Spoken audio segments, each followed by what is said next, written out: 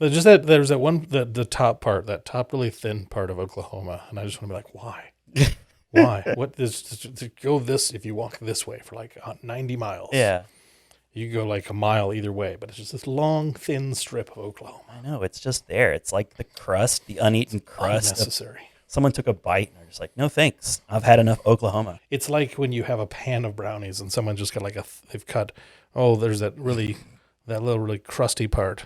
I relish that crusty part, though. I'll go for it. See, then someone should cut that. You're Texas, then.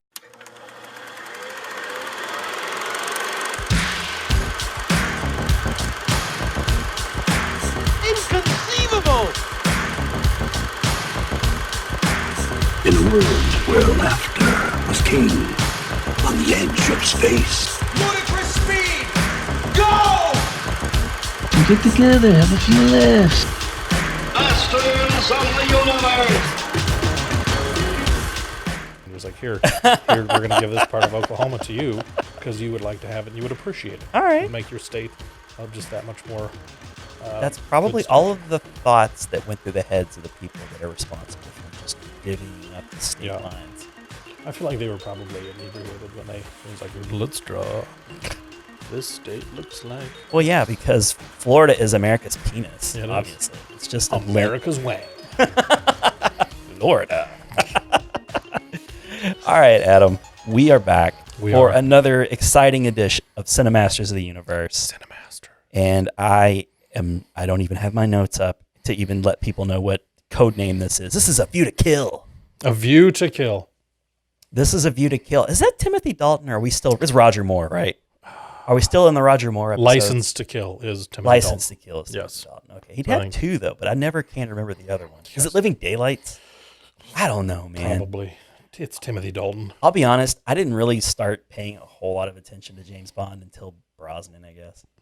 I mean, I'd seen a whole bunch of Bond here and there, especially the Connery Bonds. I watched a lot of them with my dad when I was a kid. Yeah, I can see that. That's a total like hanging out with your dad. You know? Yes. He was a Bond fan, so when it would be on TBS, I could see like, that. all right, a whole weekend. We'll watch some Bond. I could see like that being like a whole weekend thing playing over like on TMC. A bonding experience?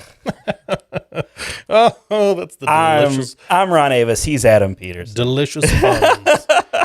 Cranking them out. Bonding over Bond. Tasty ham-flavored puns. Tasty ham-flavored bondage. Ooh. That is a different podcast altogether. I dig it. But at least we didn't hide the lead. We didn't bury the lead a whole lot like we sometimes do. No. This is a bondage podcast. Yes. Just jumping right into that.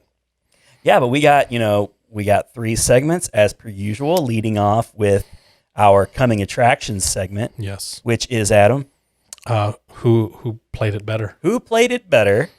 Where I will be casting the movie of Back to the Future, and Adam over here will be casting My Cousin Vinny. One of my favorite comedies. All time.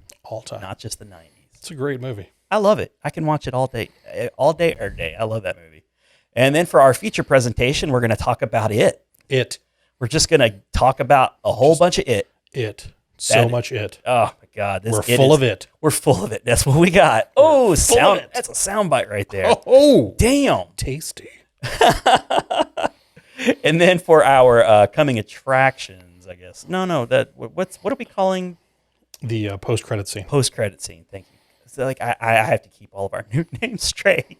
We're sticking with these names, though. They are etched in stone. They are. But no, for the post-credit scene, we're going to get a little bit of a Rad Dads. So we have a Rad Dad pick, each of us, to lead off for the future episode. Episode 15, dude. Episode 15? 1 and 5. Wow. If you multiply that by 5, it'd be 75. Jesus Christ. Oh, my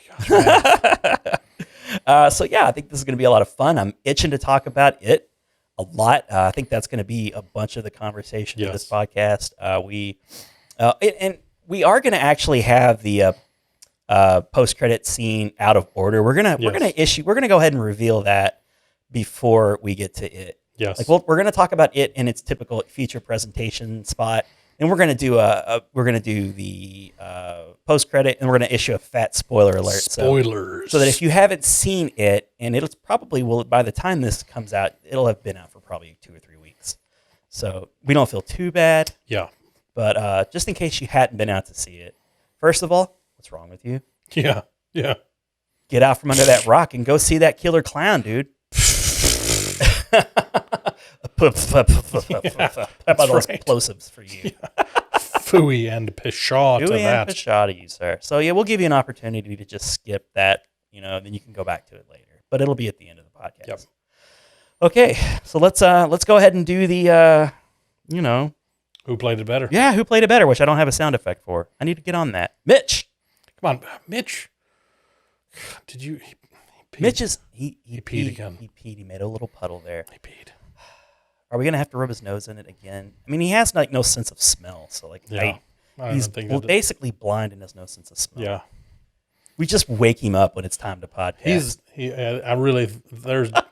He might actually be dead. I'm don't scared know. to look. It's- It does stink, but I mean, There's Mitch, he always has a scent. He's got that, yeah. He's got that hobo smell. But he doesn't have that fun hobo look, like the gloves with the fingers cut off. No, he doesn't. Doesn't have a stick with a handkerchief. Yeah, they're like tied at the end of the stick. Yeah. Or a hat with a patch on it. Or know a lot of like little tunes. An oversized cigar.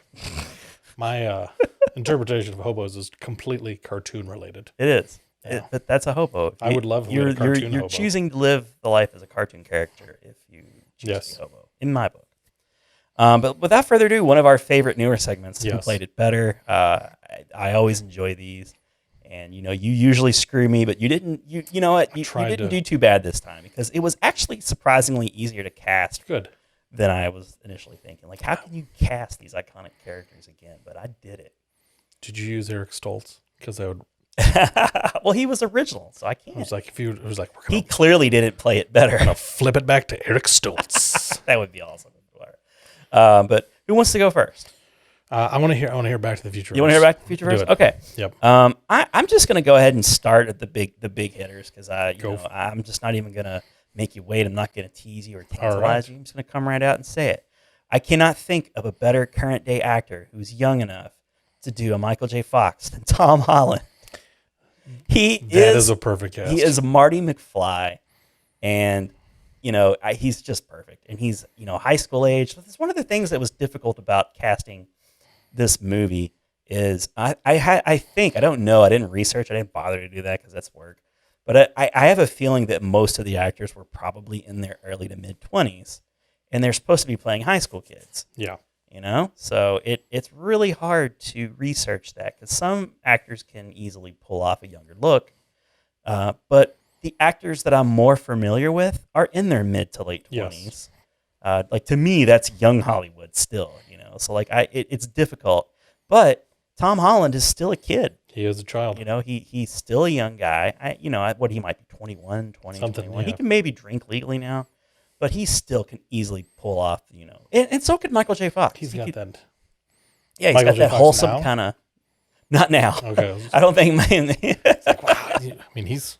I hate to be mean to Michael J. Fox because he could still play a mean Johnny B. Good. Yeah. Did you see that YouTube video? Like when he did it with Coldplay.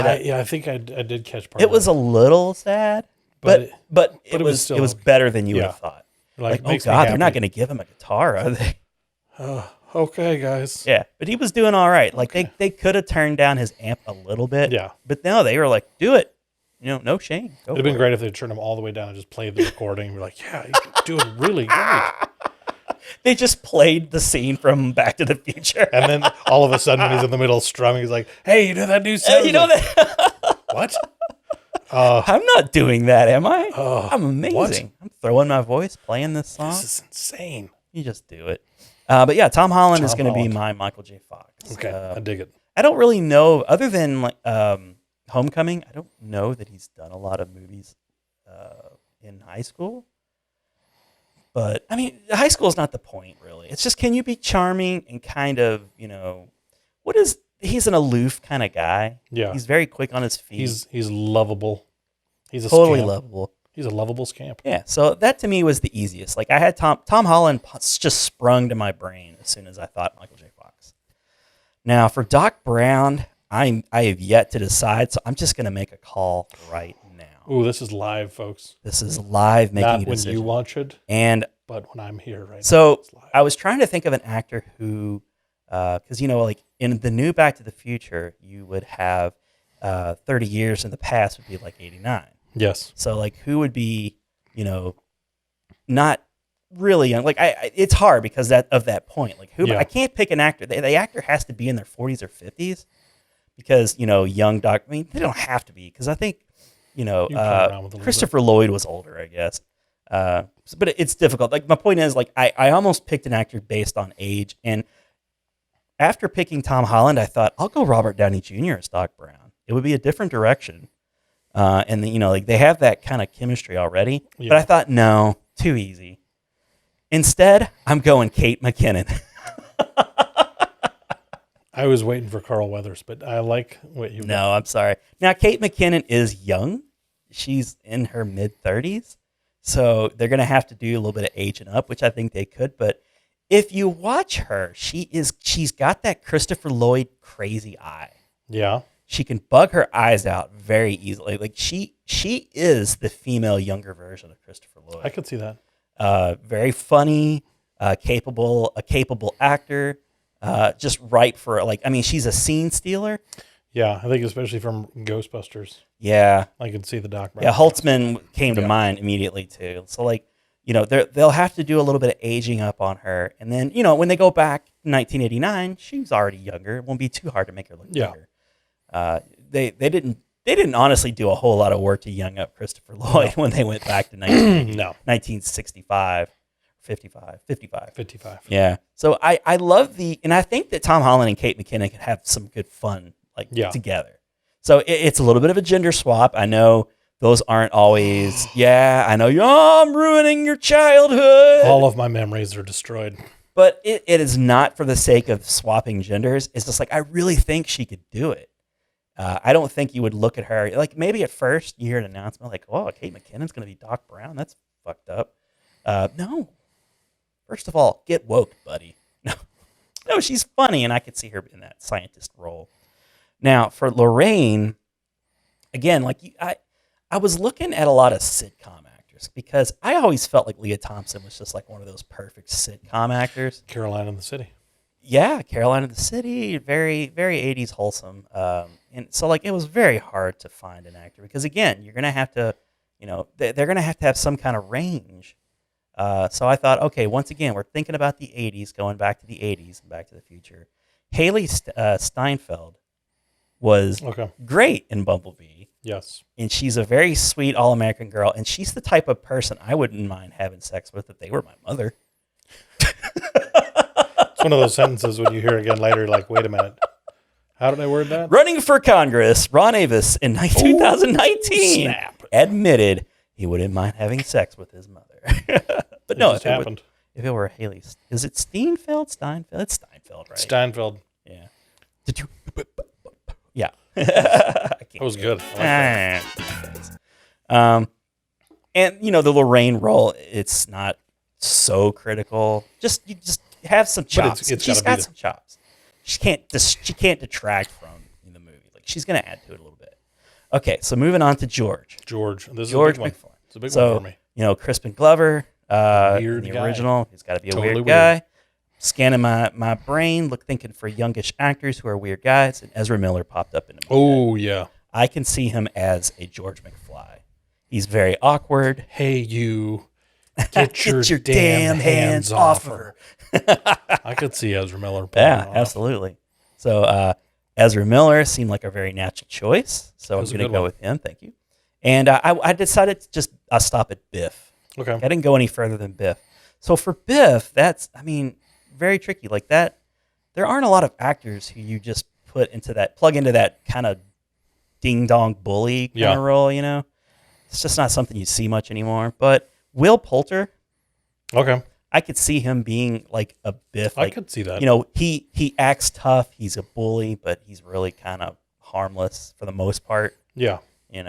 And of course, you may know him from a lot of things. Like I think he was in the Maze Runner movies. He was in Meet the Millers.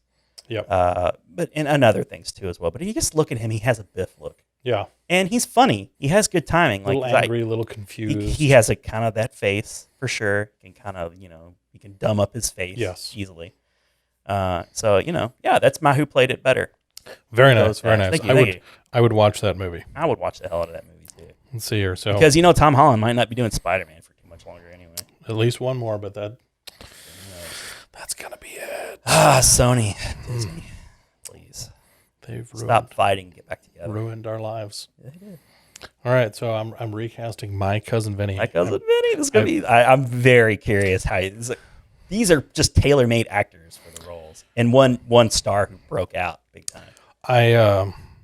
I watched it in the wee hours of this morning, from about 2 to 4.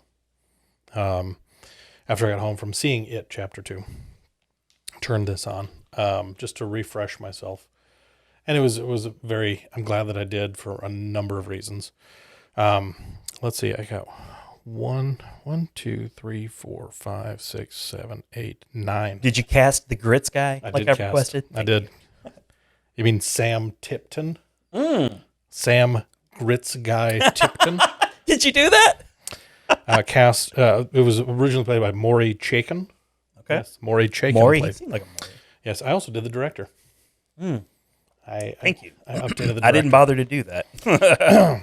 But I'm gonna go in reverse. So can we both kind of powwow real quick and brainstorm who could direct a Back to the Future remake? Who could do a Back to the Future remake? Do that.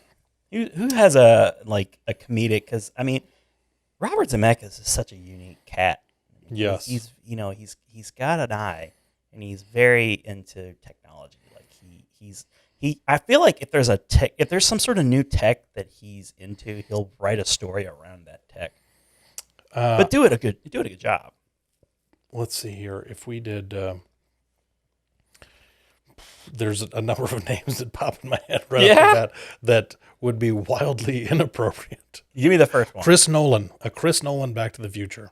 Oh my God, I would love to see how it would be grounded in reality. Seriously intense. I'd watch that though. Holy shit! I mean, you might not get instantly you're taking everybody out and putting in you're getting Michael Caine plays. Yeah, you're getting Michael Caine is Biff. Yes, obviously. Christian Bale is Marty McFly. Christian Bale's Marty McFly. You're gonna get who's Tom Hardy gonna play? I mean, Tom Hardy's gonna play McFly, obviously. Yeah, he'll be McFly.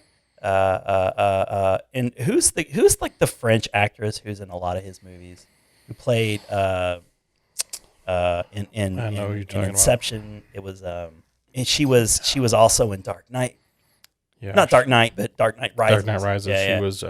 Anyway, she would be Lorraine. We don't have to say her name, but yeah, you got that would happen.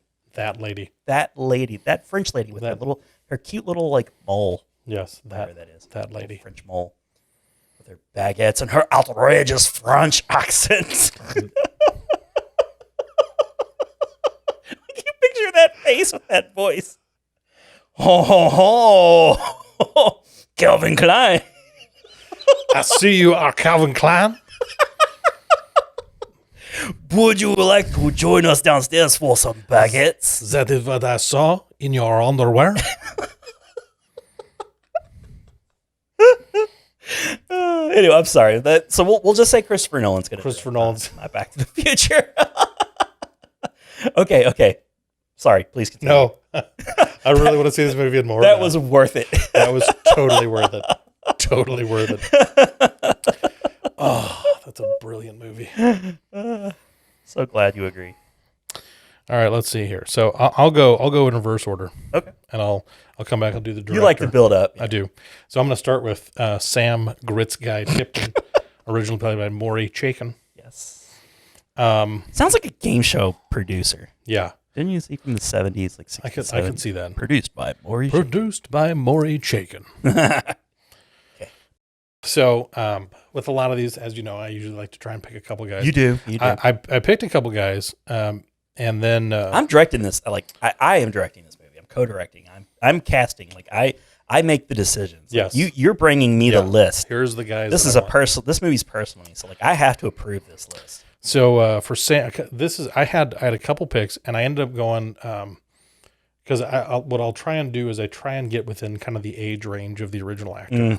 And so I try and, because there were a couple of these, it was like, one of them is well outside, probably more than 10 years, but I think it still works. Okay. I bet a lot of these guys I'm not going to know by name. But Sam Gritzguy Tipton, I went with Taylor Labine. I don't know how you say his. Labine? Is he French? He played one of the Mounties in Super Troopers 2. Oh, okay. He was also in Tucker and Dale versus Evil. Damn it, I haven't seen it. It's a great movie. I hear that. I highly it's like recommend one of those great, gems. Like he was in cult Antitrust with Ryan Philippe. Oh, that's right, the hacker movie. Yes. Yeah. But you're going to give Ryan Philippe over, oh gosh, what's his face? Who played the Gates character? Married to Susan Sarandon. Yes. And his name just went right out. Shawshank Redemption. Tim Robbins. I beat you. You did. What I did is I did the equivalent of like you chasing me and me throwing barrels at your feet, like trash cans. So you stumbled and got your mind off of it, and then I thought of the answer. You did. Damn it. Yes. It's the only way I can beat you. Distract you with throw barrels at me. Yeah. Metaphorical trash cans. You are the Donkey Kong to my Super Mario. Lovely. Okay. So yep. So I had to go with him because the first guy that I thought of, Jim O'Hare, who played he was on Parks and Rec, played Jerry Gergich. Oh, he fit the description for me. But when I went and I looked, Amori Chaikin was only in his 40s when I played this guy, and Jim O'Hare is in his late 50s.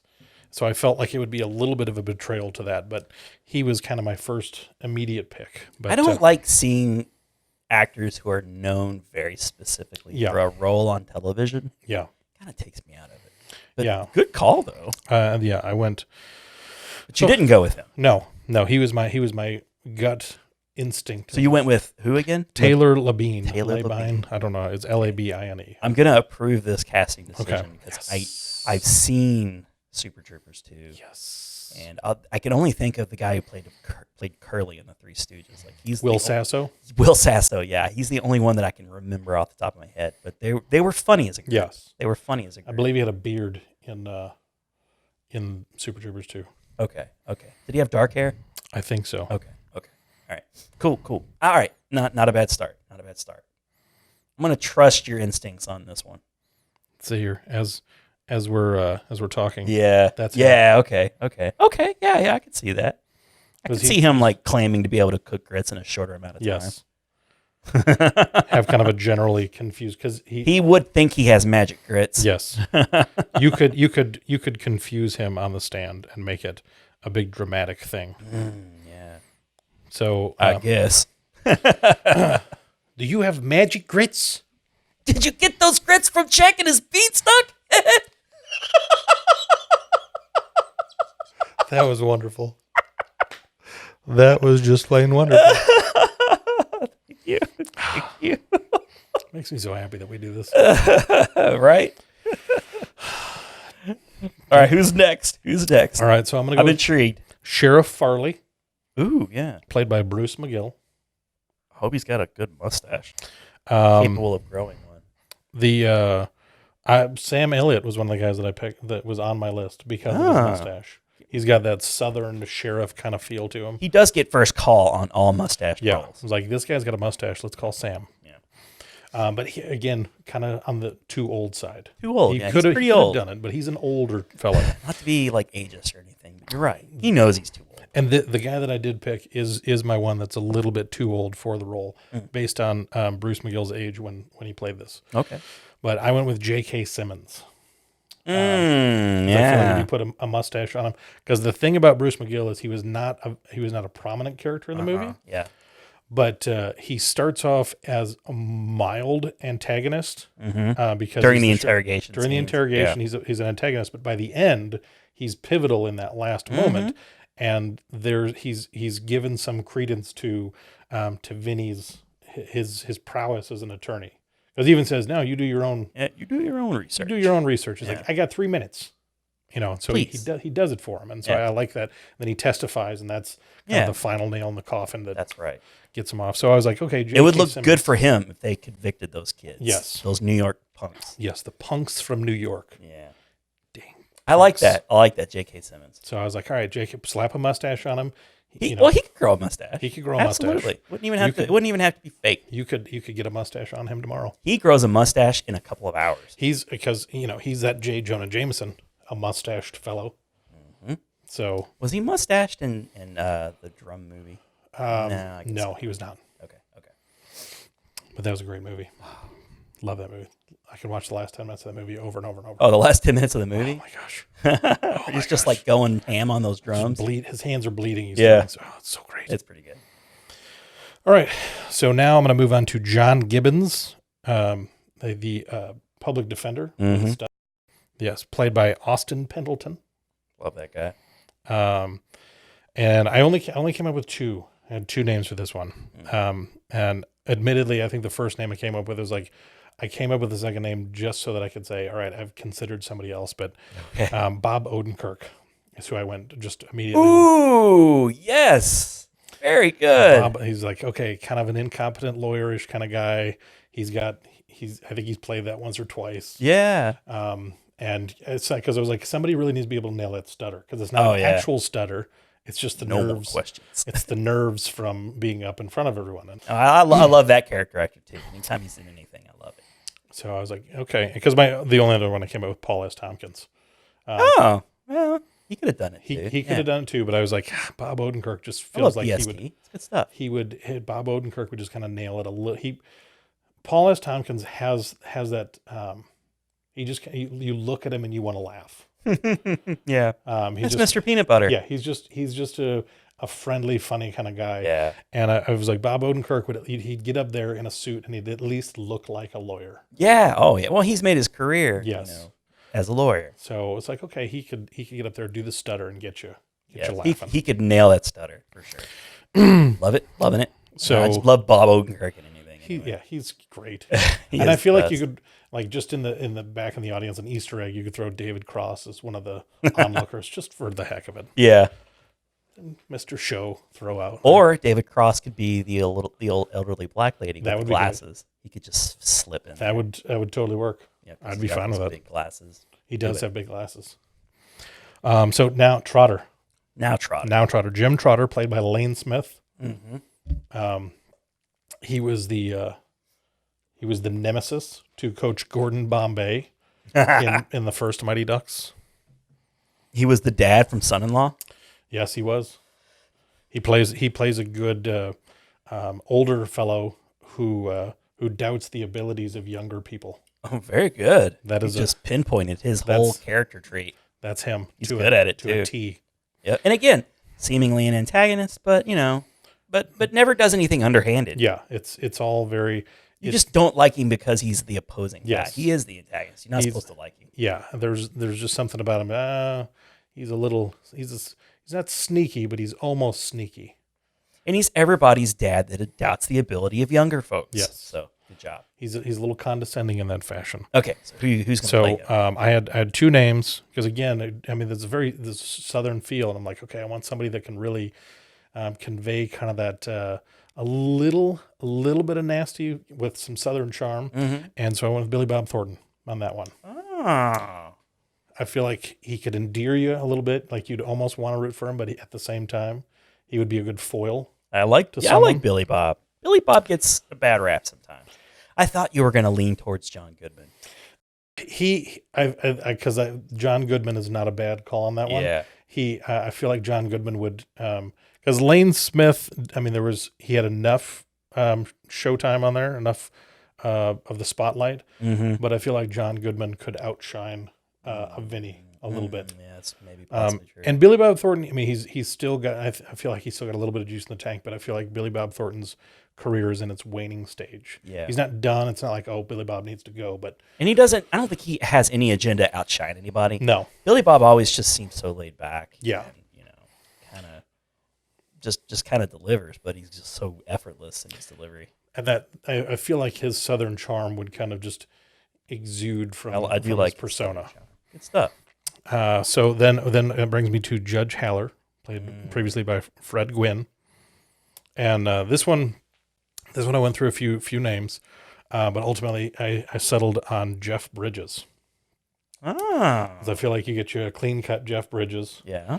And you got you a good old Southern kind of gentleman, because he can play that Southern guy really Jeff well. Bridges can play anything he can, wants. yeah, he can do just about anything. He could play an urban, like, inner city kid if he wanted to. He could totally nail it. And you need, at no point in the movie did you feel like he was overtly sympathetic to Trotter. Mm-hmm. He was very fair and very equal. It was, most of his interactions were just, he was suspicious. That's Yeah. just all he was. He was suspicious that the big city lawyer yep. would come in and make a mockery of his courtroom. And in that, I was like, I feel like Jeff Daniels would have kind of this, you'd have this endearing quality to him. And I think when I get to my Vinny, I think he would be a good kind of foil to him as somebody that would exasperate Vinny, because that's a lot of what he did. Is he, especially when he's looking him up, trying to find who he is. Yeah, It was that he's just this exhaustion. It's like, trying to find this guy. I'm trying to nail him down. Right. He is very exacerbated a lot. Yes.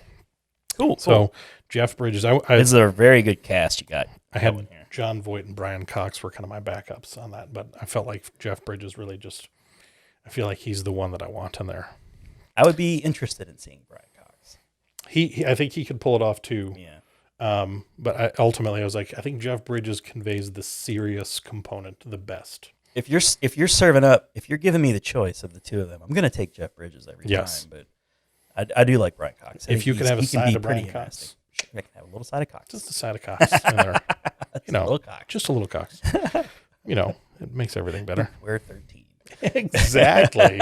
Aren't we little stinkers? It's what we do. It's why you love us. It's why you listen to us. You need us to be those little rapscallions. So now I'm down to my last four. Down to my last four. All right. So Stan Rothenstein, played by Stein. Mitchell Whitfield, who originally played him. Okay. And this one was I kind of toiled over this one a little bit because I needed somebody young, and they play him really Jewish in the movie. Yes. I mean, they're like they don't make a lot of mention of it, but just his mannerisms are very. He's very New York Jew. New York Jew is who they're really going for in that. Yeah. And so I was like, and I don't say that in a nasty way. I just recognize it. it's a thing. Like a New York Jewish person is I'm a fan of it. I love it to death. Yeah, but that's what he was going for. And so I looked at Jewish actors. Okay. Because I wanted some authenticity there. So you listened to all of the Adam Sandler movies, all songs, I watched Hanukkah songs, all of them. Rod Carew. That's actually who I went with. Hall of Famer Rod Carew. Yes, he's a good one. He's a great, and there's some fine looking Jews out there. All right. We can also strangulate a pretty bad joke. Yeah, we can. And make it kind of funny. We can do that in a sad way. Very sad. A lot of my jokes end sadly. I suckle at the teat of sadness every day.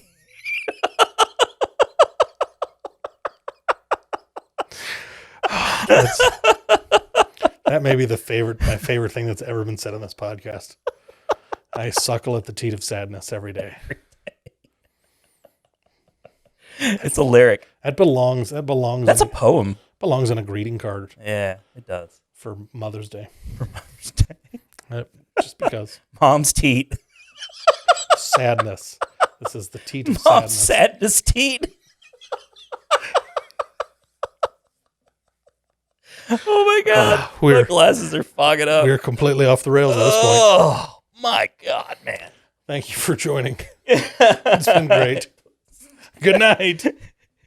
Go out on a high just note. Joining us. Why are you just joining us? This is a podcast. You got to start from the beginning. I don't know how you're just joining us. If you just took the little bar and scrolled all the way to that moment. Yeah, their stuff's always shit the first 45 minutes or so. Just magic. It was magic what you just did there. Well, then what you did is you just stumbled upon comedy gold, sir. Total. Ma'am. Sir. Person. Ma'am. Individual. Individual who doesn't identify as a pronoun. Yes. Yeah. perhaps Android from the future. I don't know. I was Could just be. thinking about an OS, like a phone OS. I was thinking about a human robot. Yeah, no, that's way more. That makes way more sense than me as an operating system. Like, anyway, Yes. Back to the Jews. back to the Jews. So I went with Logan Lerman. Logan Lerman. All right, moving along. Okay. No, I'll unpack that a little bit because Logan Lerman, he played Percy Jackson in the Percy Jackson movies. Okay. He's a lovable kind of kid. He was in the Perks of Being a Wallflower, which I really enjoyed him in that. He was the title character of that. And so I what I wanted is I wanted somebody that would complement because I had to recast Ralph Macchio, which was took a little doing, but I feel like I did. I wanted somebody that could complement. You got to find a 40-year-old who looks young enough to play 20.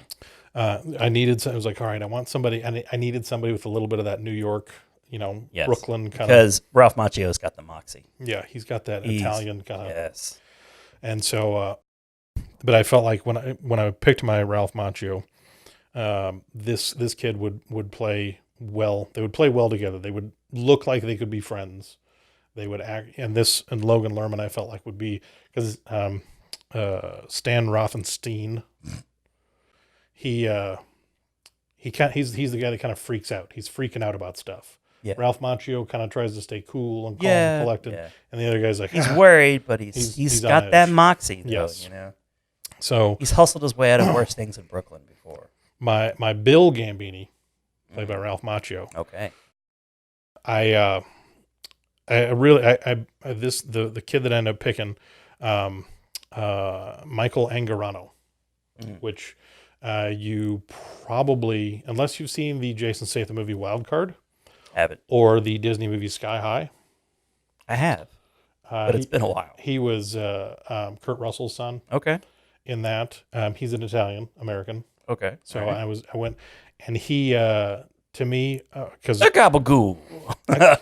He said, "Get him the gabagool. He wants the gabagool. That's what he wants. Get him that. That's all I'm saying." How you doing? How you doing? So when I picked Ralph Macchio's character, Michael Angarano, I wanted somebody because he's about the same age as Logan Lerman. The two of them, I feel makes sense. They would have a good aesthetic together. They would act well off of each other. I also had Ansel Elgort. I felt like he could play the cool kind of guy, but ultimately I didn't like the way in my mind that he and Logan Lerman. I was like, I don't like that. Then Josh Peck, the kid, played Josh in Drake and Josh, and he just felt too goofy to me. Okay. He had kind of the look, and I think he's from Brooklyn, or from New York. So I liked him, but at the same time, I was like, eh. So now I'm down to Mona Lisa Vito and Vincent Gambini. Don't you ruin my childhood. Mona Lisa Vito. Marissa Tomei. She was 28.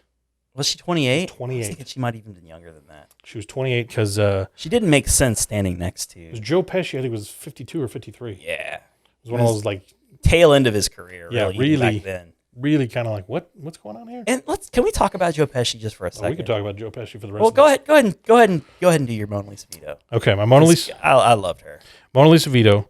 I originally was leaning towards Anne Hathaway because she's from Brooklyn. Mm-hmm. But she could play younger. I could see her going like, you blend. But I was like, I really want somebody who's going to look, and like when the audience sees her, it's like, all right, she's younger. And I went with Emmy Rossum. She's on Shameless. She doesn't have. She's got a few. Is she in anything else? Because her name sounds. She's got a few other acting credits. I haven't seen Shameless. I know her mostly from Shameless. But is that the William H. Macy show? Okay. I think you'll recognize her when I pull her up. The name is familiar. Oh, okay. Oh my God, she does look like a Mona Lisa Vito. And a lot of Mona Lisa is in the attitude. Oh yeah. That's the driving element to that character there, because there's 100%. She's got the attitude, but she backs it up. She like in the final scene when you have that the pause attraction and all that, you're like the scene that won her an Oscar. Exactly, and it's like you got to have somebody that really nails that. And it did. And I feel like she could really pull it off. I was like, you know what? And She's got the look from the Yes. pictures you just showed me. she's because I was she's got the look, she's got the attitude. I'm like, okay, she could really pull this off. And so It's all attitude. it's all attitude. And then that brings me to Vincent Gambini, Joe Pesci. All right, let's go. So now we can talk about him. Now we can talk about Joe Pesci. This is during a period of time when he was, for some reason, trying a bunch of comedies. Yeah. He was in The Super, which I enjoyed a little. It was fine. Yep. He did that Gone Fishing with Danny Glover. Just a This- ton of This is comedy. before Eight Heads in a Duffel Bag, right? It was A little yeah. bit before But that too is sort Same of like kind of comedy. yeah, right? that 90s comedy. So like an actor who made his living in like playing like a gangster, Yep. a tough guy, was all of a sudden just in like decades worth of comedies and all not very good. But something about him in this role for me anyway. Vincent Gambini is like almost like his pinnacle role. Like I know that sounds crazy because of how amazing he is in like Goodfellas and Casino and Raging Bull, like all of those movies. Even like JFK, like he's great with that ridiculous wig. But this is the movie I'll forever remember him as. He's so good, and it kind of makes me like wistful. Like I wish he could have been more successful in comedy. Yeah. Because he did have a good sense of humor. He had great timing. He really did. He got himself typecast because, he was so good. He was so damn good as like a unstable little Napoleon-esque guy. You look at him. What do you mean funny? Yeah, right. He's going to stab you in the neck with a pin. He's just crazy enough to do that. It's like Joey Pantalone, Yes. Joey Pants. Joey he's kind of got Pants. that same, like, that's just what he does. He's just ready to ignite Ready to blow. And, any moment. But I just want to take like a second to recognize how damn good he was, flexing his comedy muscle. Like he was really good. Oh yeah. It's to me, it's like his most iconic role, and he didn't get an Oscar nomination, which is nuts. How can you nominate, Marissa Tomei and not him?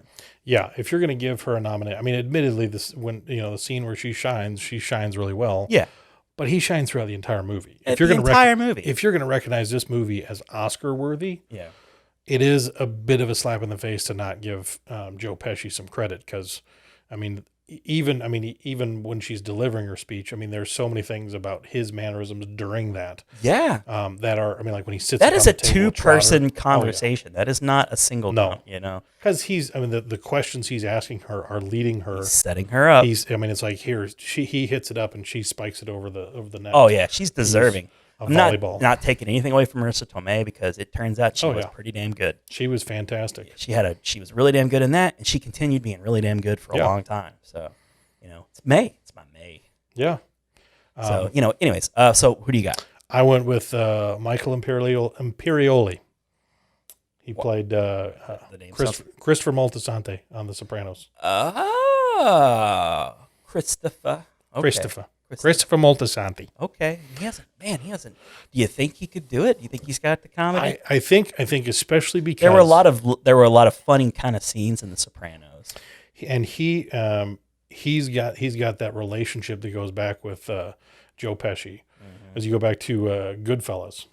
Mm-hmm. And Christopher Moltisanti. Oh, that's right. He shoots him in the foot. Yeah. He shoots him in the foot and then he forgot about that. And because it's one of those Joe Pesci is one of the handful of guys that's like, this guy you would believe if you found out he was in the mob. You're like, yeah, I can see that. Mm-hmm. And so it was like, because I had my other two that I had I had Scott Baio. Oh, thank God. And Dan Fogler. Because I wanted, he's Balls of Fury. Oh, he's got some comedy chops and he's from Brooklyn. Yeah. But it's one of those and sometimes you'll play he would have been maybe an easy choice due to his stature and his size, and he has a similar build to Joe Pesci. And he could do a really cartoonish New York kind of guy. But I was like, Michael Imperioli. I like that actor. He was as Christopher. He was amazing. Yeah, and I was like, this guy's got some. I just can't think of anything else. Other than what you pointed out. He at most, I think a lot of the other stuff he's done is kind of mob kind of stuff. Mm-hmm. Was he in Mickey Blue Eyes? I actually didn't see that. I love Mickey Blue Eyes. Little Big Mickey Blue Eyes from Kansas City. The funniest scene in Sopranos was like with him and Paulie when it's the really famous episode where the Russian like escapes into the woods. Yes. And he said he was they were mistakenly calling him an interior decorator. And then like he turns to the Paul and he goes, but his place looked like shit. That delivery was amazing. He was great on that because he was the up and coming guy. Yeah. And he was impetuous and he was eager, and but he played it so well. He did. Let's see here. Trying to think of something. I'm looking for something here that's of significance, because there's not a lot of other stuff. Mitch Albom's For One More Day. No one saw that. Sopranos really is kind of the one. I mean, he was in Shark Tale. He did the voice of Frankie, a mobster shark. You think he's sick of that? I mean, it puts food on the table, I guess. Yeah. Yeah. So Christopher Moltisanti pretty much nails it. I mean, Goodfellas and that. I would absolutely go into that with an open mind. Yeah. Open mind. And what's her name? Teo? I forget her name. Like the girl who played. Oh yeah, Drea de Matteo. Drea de Matteo. Like she might have been. And she's too old for Yeah. They had like a kind of relationship, like that. Like she was all like attitude Vinny and Moses, stuff. yeah. Very capable, all attitude. Yeah. Yeah. Anyway. All right. Good job, man. Yeah. And then well casted. My director, Sean Levy. I went with Sean Levy. Sean Levy of. He's the most recent thing he's doing right. He's doing Game Off, I think is what it's called, with Ryan Reynolds and Taika Waititi. Oh yeah. But Sean Levy, because the guy that directed My Cousin Vinny, which let me see here, Jonathan Lynn. Okay. He directed Clue. Did he now? Yeah, he directed a handful of kind of just generally kind of funny ensemble comedies. You know, a lot of people, like, I feel like at the time people probably didn't like Clue, but a lot of people I talk to nowadays, like, they have a fondness for Clue. Clue I always liked it. Yeah. I always liked it. Oh, I'm sorry, Free Guy. Free Guy is the name of the Ryan Reynolds movie. But he did Night of the Museum, Secret of the Tomb. Okay. He did a movie, This Is Where I Leave You, which I really enjoyed. It's got a big cast. The Internship. This Is Where I Leave You. Is that, does that have, who's in that?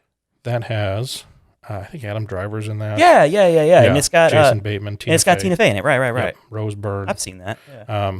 So he does kind of pretty reliable kind of date night. He did all three of the Night of the Museum movies. The Pink Panther, Cheaper by the Dozen. But it's all honestly going to be on the hands of, those two actors. Yeah. Basically. So, yeah. And, it would never be as good. No. None of these, like, who played it better would be as good as the original. But it's just fun to kind of pretend. If you tried to do it in 2019, could we? How would we? Because I mean, we had dedicated an episode to reboots. Yes. People love to reboot stuff. Yeah, they love it. Remake it. They can't remakes, reboots, and reimagine. Can't stand not. Check out that episode. Whatever episode that was. Watch it. Couple back. Just go a couple back. Go a couple back. Just do it. Do it. Do it. Do it. Do it. All right, are we ready to get into this thing, man? Let's do it. Feature presentation time. It's all about it, my friend. It is the word. It is the biggest movie of the month, maybe of the millennium. Okay, back it up just a little bit. I don't know what counts as formula. The century. The century, yes, in between those. So yeah, it is our feature presentation. We're going to get into the book some. We're going to talk about the miniseries that aired on ABC. 1990. Right? Yep. We're going to talk about the first new movie. Yes. Directed by Andy Machete. Machete, yeah. And then, of course, the follow-up, It Chapter 2. We're going to get big time into that. We're going to go balls deep into It Chapter 2. Tennis balls deep. We're going to go into spoilers a bit on that, but we will warn you. We will warn you. We will rock you. Yeah. We're going to do that, too. We're going to rock and warn you. I wonder how annoyed people are that I just let that play out through its entirety. I loved it. And speak over it. I don't care. I'm a hype man. I got to talk about it. I almost wouldn't mind if you played it again when we kept talking over it. And there it is. No, I'm just kidding. I'm not going to do that again. Damn it. I'm sorry. Okay, so I'm gonna let you kind of direct this thing. Okay. How do you want to begin this? Because you actually prepared for the miniseries. I did. I watched. In fact, you watched everything. I watched it all yesterday. I watched the miniseries. I watched It Chapter 1 and It Chapter 2 yesterday. Okay. So my day was inundated with Pennywise the Clown. And I actually purchased the book from Amazon today. Because I'm going to go ahead and read it again. I could not do that. It's thick. 14,000 pages long. It's thick. It would take you 6 months to read it if you did nothing. Is it 1,000 or 100? 100,000. It's 100,000 pages. 100,000 pages. It's 100,000 pages. It's thicker than the Bible. It is the longest book known to man. Most people who started reading it when it first came out just finished They just closed the final book. Shut it. That was amazing. That was the best. I started it in 1986. I love this book. They made a movie. They said you can have a family or you could read this book. And I decided to read this book, and I made the right decision. No regrets. This is a podcast of two really old guys reviewing movies. What? What's a movie? Yeah, back in my day, we called them motion pictures. Oh, yes, motion pictures. Now you're talking. I used to pay a nickel to watch Buster Keaton at the cinema. That's what I did. I used to pay a nickel to watch your mom undress in her bedroom. That's where all those nickels came from. Sorry, that was just and scene. That's what we do. That's the kind of extra effort we put into this. I enjoyed that. Those two old guys are going to have to make a comeback. The two old guys. We should probably give them names and backstories. We'll work on that. We will. That'll happen. So each of us, we have a shared perspective on the new movies because both of us have seen both of the new movies. Correct. You have more of a background on the book. I know it's been a little while since you've read the book. Yeah. It's been about 10 years. I tried to listen to the audiobook, and even with the velvety pipes of Steven Weber reading it to me, I could not follow along and pay attention. Yeah. It's just so incredibly long. You can't fall asleep. Yeah. You have to actively pay attention. You have to sit there and just listen to it. Yeah. Like Steven Weber is in the room reading you a story for years. You need Steven Weber to go, hey. Over here. My eyes are right here. Over here. Listen. My face is up here, and that's where the words are coming out of my face. Just stare into my mouth. Which I could, and I have, but that's beside the point. But I have a more recent perspective on the miniseries. We both technically seen the miniseries, but I watched the miniseries yesterday. Did you watch the miniseries originally when it came out back in 1990? My sister blames me and says I'm the one that turned it on, and I maintain that I didn't. I have a vivid memory of eating Burger King that night and being in the basement of our house in Wisconsin, and my mom having it on while she was talking to my Aunt Diane. And I feel like all of those memories are vivid enough that I can realistically know that this was not my fault, because I remember not getting to watch the whole thing. Is she projecting on you? I feel like she is. She can't even talk about the clown because it scares her.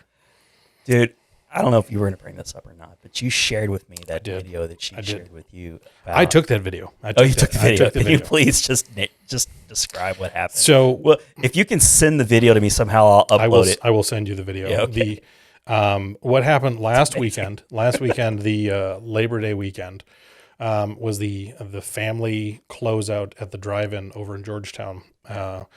So their main screen, where they were playing Lion King and Toy Story 4, packed house, kids of all ages are all set up, ready to watch this movie. It's just all like 8 rows of cars pointed towards the screen, ready for family-friendly films. And then they take an old bus, like an old beat-up bus, and on top of it is Pennywise the Clown. And I'm not talking to somebody that is just dressed up like a clown or is wearing a Pennywise mask. Head to toe, looks like Pennywise is on top. Got the old-timey clown gear that Pennywise wears. It's got the hair. It's the whole 9 yards. It was done up, man. It was legitimate Pennywise. That bus looked like it was driven straight out of hell as well. It is an old, scary, beat-up bus, and I wish I had videoed longer because inside the bus there's strobe lights that are going off that weren't really captured well in the video that I had. He's just standing on top of the bus, and he's waving at kids. And it's just one of like the people that know who it is are terrified. My sister was not doing well with it, and my 3-year-old niece was having a problem with it. My 6-year-old niece she's like, "Hey, look, Mom, it's the clown." Your sister's not having it. Oh, she was so savage. It was so awesome. My 6-year-old niece is amazing because she was just laughing. She was laughing hysterically because she knew how upset my sister was. That's going to be a cool adult someday. Yes, she is going to be amazing. And so, but this bus just drives up and down the aisles through where all the children are. The last night, family night, right before the movie's getting ready to start. I'm just like, what in the world is happening here? This is the worst promotion that you could, because this weekend / the greatest. It is. It's the worst / greatest because it's like, oh, here, let's terrorize all of your children right before they watch a movie and fall asleep. It's like they're like, look, we have this clown. We paid for this clown. Yeah. He showed up on the wrong damn day, but we're just going to let him go. Yeah. It's like when Pringles. We don't get it back. The money, he's just going to go. On the first day that Pringles was supposed to be a company, they were expecting tennis balls and a bunch of potatoes showed up, and they said, screw it, cut Pringles them up. being the laid-back company that they are. Let's make some potato chips. Yeah, cut them up. That's pretty much. So, yeah, so we had it, a big promotion for it. So wow. We've both been looking forward to it for quite some time. Oh, yeah. Probably since the credits rolled in 2017, about 2 years ago, when the first one came out. Yeah, you're right. I had said to you, because I wanted to see it the opening night, like the Thursday night, and I wanted to see it late on a work night. I didn't care. I had to see it, and like my wife was like, "Why are you going to see this? Like, can't you just wait a day or two?" And I was like, "No, silly woman, phooey and pshaw." Yes, silly wife. I was like, no, this has like Star Wars level hype for me. It does. Avengers Endgame level hype. Yep. I knew it wasn't gonna be as good as that, but I mean, it was exciting. It's like, but like you said, as soon as the credits rolled on the first one, and all of my fears had been laid to rest that it was gonna not be good. Yeah. Because I mean, we're in an era of like samey kind of scary stuff. You just don't know. And, could it be good? Could it be garbage? I was expecting it to be just okay. Yeah. It was amazing. So yeah. Yeah, they nailed the first one. Everybody that was a fan of the first one was looking forward to this one, and we were heartily so. We were both horror movie fans, and one of the things I was thinking about, because next month's October, and I know we're going to be doing diving into some scary movie stuff for our October shows.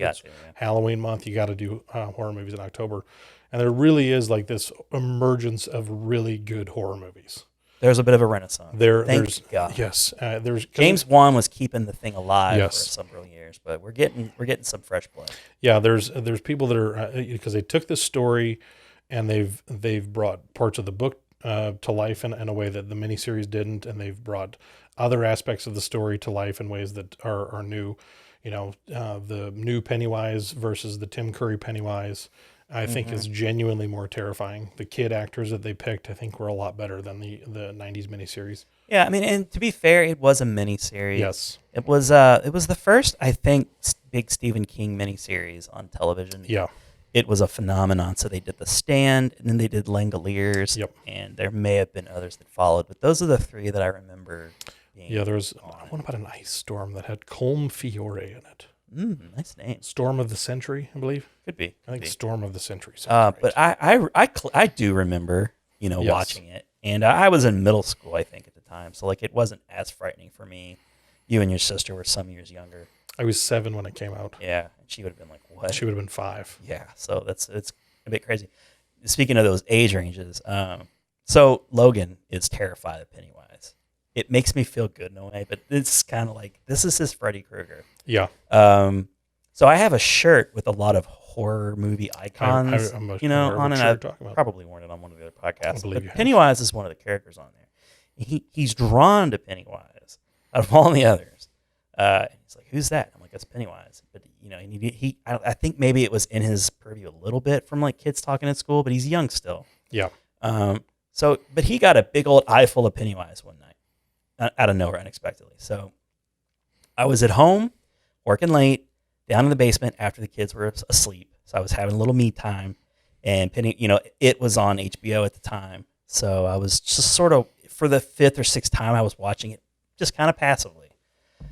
Logan got sick in the middle of the night. So he wanders down and I was just shocked to see him. So like I look up from my computer, and it's playing but low volume, and so like I'm not really paying attention to it.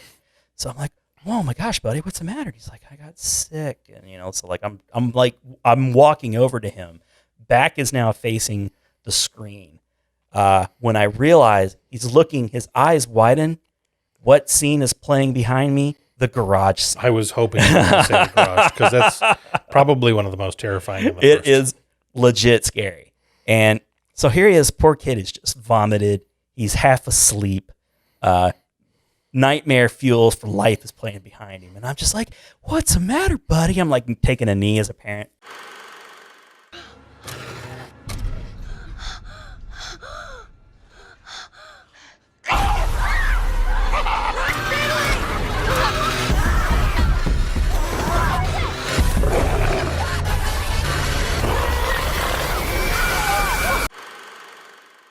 Then I realized, like, oh my God, I've ruined my kid. I've ruined my kid.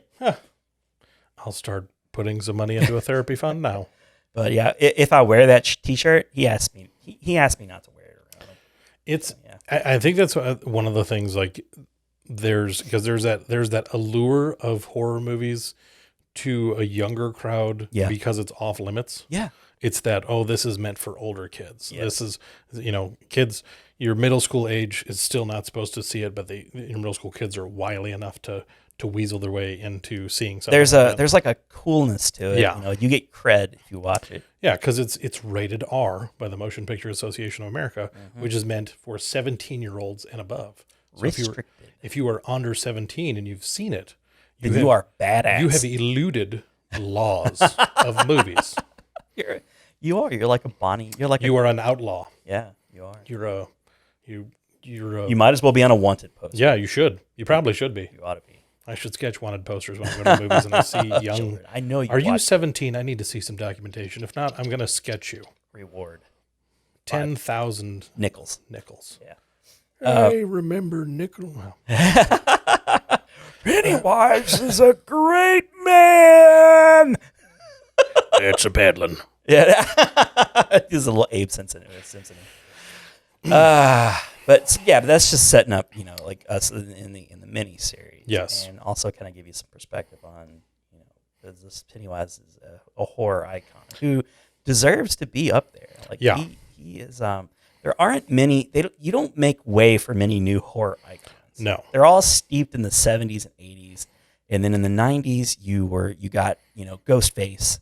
He kind of elbowed his way in, and then in the 2000s Samara edged her way in a little bit. Like, I'm in from there. the ring. Yep. Yeah. So, but I mean, other than that, it's like all 70s, 80s. Yeah, it's a lot of that nostalgia, and that's the thing with, because when I go back, having just rewatched the miniseries, it's when you watch it as an adult, it's because I talk to people. And people are like, oh, I know, I don't watch, I couldn't. I was like, you should go watch it again, because if it's still giving you nightmares as a grown-up, which is kind of a silly thing, but if it's doing that, you should watch it, because it's really, really, really not scary. Yeah.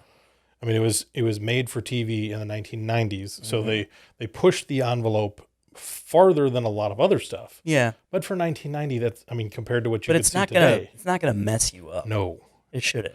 There's and really, but he's got like the jagged teeth. He's got the teeth, and Tim Curry can be scary not in makeup. Tim Curry, he's an aggressive kind of fella. He's in your face. He's intimidating in some respects.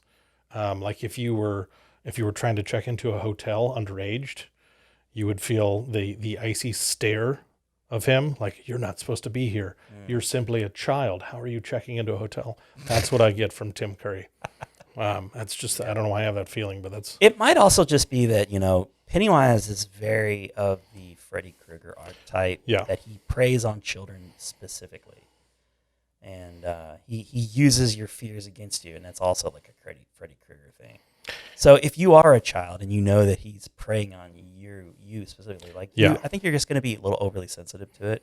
Because you have that, I think what a lot of it is the creepy factor that comes from Pennywise, even in the 1990s one, is the idea, because I had totally forgotten, because I thought it opened the same way that the 2017 one did, where it opened with Georgie. And I had forgotten that it actually opens with a little girl in modern day which would have been, I think 1990. I think they played it about that same time frame. Little girl on her tricycle riding, and she stops, and her mom's telling her to come inside, and she has clothes line outside, and there's sheets that are hanging in the wind, and she hears kids giggling, and she looks and she sees Pennywise in between the sheets, and he immediately that opens, which I actually think is a fairly good opening to it. It opens, he's looking at her, and she has kind of this smile because he looks happy, but then it cuts from him back to her and then back to him, and his look has changed from this smile like, hey, look, I'm a clown, to this really off-putting stare. And I think it instills that fear of like, okay, kidnapped children, missing children. Yeah. And so there's that uneasiness. Sure. And so I was like, okay, this actually does start off really well with that, because then you have the girl goes missing, her mom. And you don't have to have necessarily gore to make a thing scary. Unsolved Mysteries was scary. Yeah. Robert Stack scared the crap out of a lot of kids. That theme song's plenty scary enough on its own. Just the deadpan look on his face. But yeah, you don't have to. The gore really raises the stakes quite a bit. But, yeah. And I haven't seen. I went back and rewatched it because I did have nostalgia for it back in 1990. So I think I went and found it about 10 years or so. No. I take that back. I watched it. I rewatched it when I heard they were remaking it. So it's actually been about 3 years since I've seen it. And I remember just thinking like, probably similar to you. Like, this is not scary. I'm having fun because I'm remembering like a lot of the stuff. The nostalgia value. Yeah, I'm enjoying the nostalgia, but I never felt like I needed to go like turn any lights on or anything. No, and most of the time, especially when you go back and you watch it as an adult, most of the interactions with Pennywise, outside of the times where he has his big fangs in, and his glowy contact lenses, he's just a clown, and he's kind of a bouncing around. He can, and Tim Curry has that ability to kind of go from like, hey, I'm kind of fun and happy to, just the way he kind of scrunches his face together and his eyes go big, and his tone, I think a lot of it is that he drops his tone quickly, to where it's kind of this gravelly, intimidating kind of voice, and you're like, oh, you go from comfortable to on edge really quickly, and he did that really well. He was good. And he deserves to be remembered. He was a really solid Pennywise the Clown. Yeah. I think one of the things that they struggle, what I like about the new formula, how they did these ones, is the first movie was all about the kids, and then the second one was mostly adults with some flashbacks to the kids. They did a lot of flashbacks, I think, because it does help with storytelling, and like everyone loved the kids so much. Yes, the kids. Like, we got to get more stuff with the kids. The child actors in this one were really top notch. Oh yeah, and some of the best I've seen. The child actors in the 1990s one, while they weren't bad, they played their roles well. Yeah. Nobody really went anywhere. Well, they were all up and coming TV stars, and like Jonathan Brandis. He hung himself. Don't commit suicide. Don't commit suicide. Seth Green. Was Richie. He was Richie. He did have. Don't really remember any of the other kids. I did realize when I was watching it, because I looked at the young Beverly. I was like, why does she look so familiar? And I've been binge watching Supernatural, and she's actually in 3 episodes of Supernatural. Oh, cool. I was like, oh, that's why. Nice. That's why I know who she is. I recognize her from that. That Supernatural is paying off. It is. I'm in the 9th season. Oh wow, you really kicked it up. Last time we spoke, you were just like on 6. Yeah, I'm really season 6. I'm powering away. I don't know if you noticed or not. I guess I could say spoiler alert because it's something from the new movie. Okay. But it's not. I don't feel like it's really a spoiler. Yeah. In the scene where you're first introduced to the adult Ben Hanscom. Yeah. And he's on his computer. The guy that's in the office that's talking in that scene when they're talking about that high-rise building? It was young Ben. That was the young Ben. I was like, oh, young Ben. I did not know it, but I think I read that. When I looked at it, I was like, that's young Ben. Yeah. Grown up. They were focusing on him a bit. Yeah. Like, it was strange. I was curious if they would do that with any of the other kids, and I didn't read anything about it, but I didn't note anybody that looked, knowing who Beverly is. I didn't see her in any of the scenes or any of the other kids. Jonathan Brandis obviously committed suicide, so he couldn't be in this movie. There could have been like a Quick Kicks poster or something like that, because they were referencing the or Sequest. Yeah, that would have been a nice actual tribute if you think about it.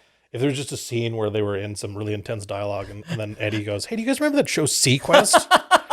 If you're like, "Why are you talking about Sequest?" I don't know. Back to what you were saying, guys. Back to what you were saying. Back to the intense dramatic dialogue you were just in the middle of before I interrupted. Finish your exposition. Jesus. Come on. God. Tell us how to do this, Mike Hanlon. But yeah, that was in watching it. I felt like there was much more care in the new ones, where they went from the child actor to the adult actor. I felt like they really paid attention. I mean, even when I guess this is just gonna be riddled with spoiler alerts, because when there's the one scene where they go from let's try to, is there any way we can possibly talk about the miniseries without maybe referencing? Right, I don't know. Like, I don't want to cut you off because it said you were driving this, and I feel like an ass for just like. No, I'm not. But I do want to spoil the movie, and if we're gonna do spoiler alerts, I want to like spoil. I want to reserve as much as possible. All right, and we can always go back to your thought on that. I'll hold on to it. Hold on to your thought. I've got it. But yeah, I want to try and be respectful to people who haven't seen it, who want to see it. But okay, so miniseries. My biggest beef with the miniseries is the ending. The ending is really. It may be. I know. From what you were saying, it was true to the book. Yeah. But it's just. I mean, it's really just not good. It was pretty. It was pretty true to the book for what they had available to them. Yeah, and that's. I try and filter everything through the lens of a very PG, like PG-13 kind of version of what happened in the book. Getting everybody there, because there were moments even as the adults are all coming back to Derry, Maine, and they're each having their renewed interactions. They meet Pennywise again, and they have that. Oh, everything's coming back to me.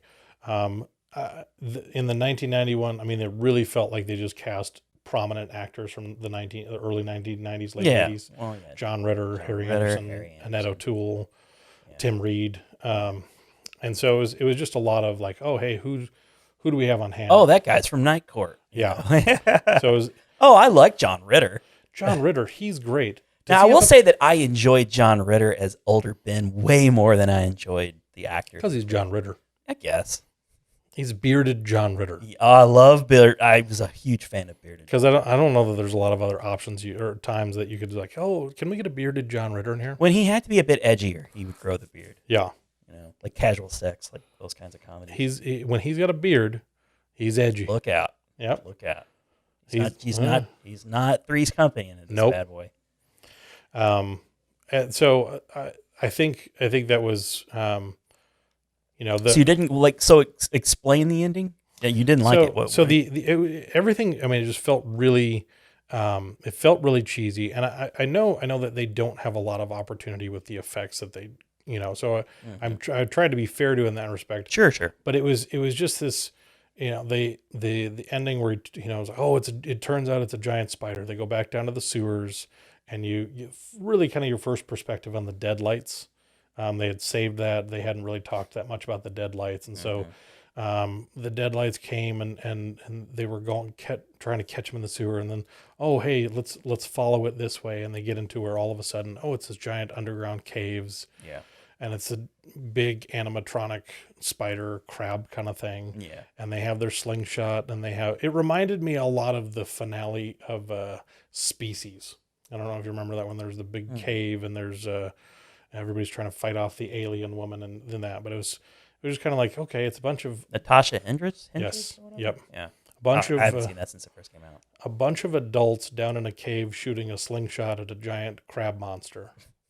And it was like, and the draw. I think with 1990s TV dollars. Yes. Effects. And I think the thing is like, I think what really pushed over the edge for me is just the acting was so, for people that were prominent actors of the time, it was really like, okay, this is subpar for you guys. Like, you guys are so over the top right now. You're so in my face. And it's like they were trying to create the tension just because they were talking louder and with more emphasis. And it's like, that's not doing it. That's just making me realize you can talk louder with more emphasis. Yeah. And Eddie, he's got his little inhaler. He's like, I believe in Santa Claus. I believe in the Easter. And it's like, it's this one of those, like, this whole, it's supposed to be this big speech. And you're just like, no. Yeah. And it's like, and then the alien is, or the big crab spider thing is, 50 feet that way. And he's like, and he's like, yeah, that'll probably show him. Well, I can spoil the book because it's been out since 1986. Yes, spoil the book. So in the book, it is fairly accurate to that. Eddie does have the inhaler, and he understands that, like, if he believes it's acid, then it will become acid, and it will kill the monster. So yeah, there's a scene where two of the characters, I can't remember which two of the kids it was, but they're being seemingly consumed by the deadlights, and they're kind of in that hypnotic trance that will put you make you catatonic or whatever. So that's when he has his big moment, because he is kind of scaredy. He was the scrawny guy. Yeah. Was the... So he sticks his hand all the way into the spider's mouth and sprays it. Yeah, that's not. Yeah, he didn't give it a little spritz like you're talking about. And so, it freaks out and then chomps, he had his arm in his mouth. He bites his arm off, rips it off. Yeah. And then he just basically dies from losing blood. Which that would make sense. In the 1990s one, he does get picked up. Yeah. The thing picks him up and he's like, whoa. When you told me when you described what happened, I was like, yeah, that's very 90s TV. And then he drops him about 8 feet and he dies from falling 8 feet. It's like, well, stay off a ladder at your house, because if you fall, you're dead. Yeah. And he falls and they're like, oh, Richie, or oh, Eddie. And they run over and he's like, oh, Eddie Spaghetti. Oh, I'm telling you, don't call me. Right. He gets to have his big dying in somebody's arms speech or whatever. And I think that's my biggest beef with it, because I can give him a pass on special effects because it was 1990 and it was TV. Yeah, I can give him a pass on all that kind of stuff. I think my biggest... Don't be an ass and judge something like that. Yeah, it's like, okay, this is... been 29 years ago. They were doing pretty good for 1990. Pennywise, his makeup was on point. Yeah. The special effects they did with that when he comes up out in the showers with Eddie when he's a kid, and they got the claymation where that kind of ripples out, and he comes... It's like a lot of the effects that they did pertaining to Pennywise worked really well. It's like there's a lot of stuff that they managed to do really well. So it was kind of disappointing to get to this, okay, it's the final, part. And I think my biggest beef is the fact that just you have all these really seemingly capable actors that just over the top. And it's like, you could make this scene a lot better if you guys acted not shitty. I mean, it's got to be the director. I mean, you got to put it on the director. Yeah. It's got to be on them. With better direction, I think. It's like, can we get another take? Or do you have to get back to whatever sitcom John Ritter was starring in at the time? Yeah. Like, you got 3 takes. Yeah. You take the best one of the 3. And Harry Dean Anderson was like, I got Night Court in 20 minutes on this lot over here.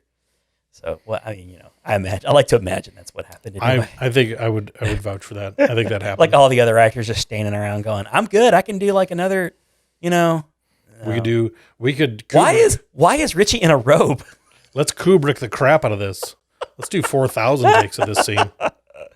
Oh, good old Lord! Could you imagine what if Kubrick had directed it? The kind of film it would have been it would have been 2 weeks long. Yeah, you're like we'd still be watching it. Yeah, but anyways, that's just I just wanted to throw that in there because I would like to give it a little bit, and also I want to give the miniseries a little bit of credit too.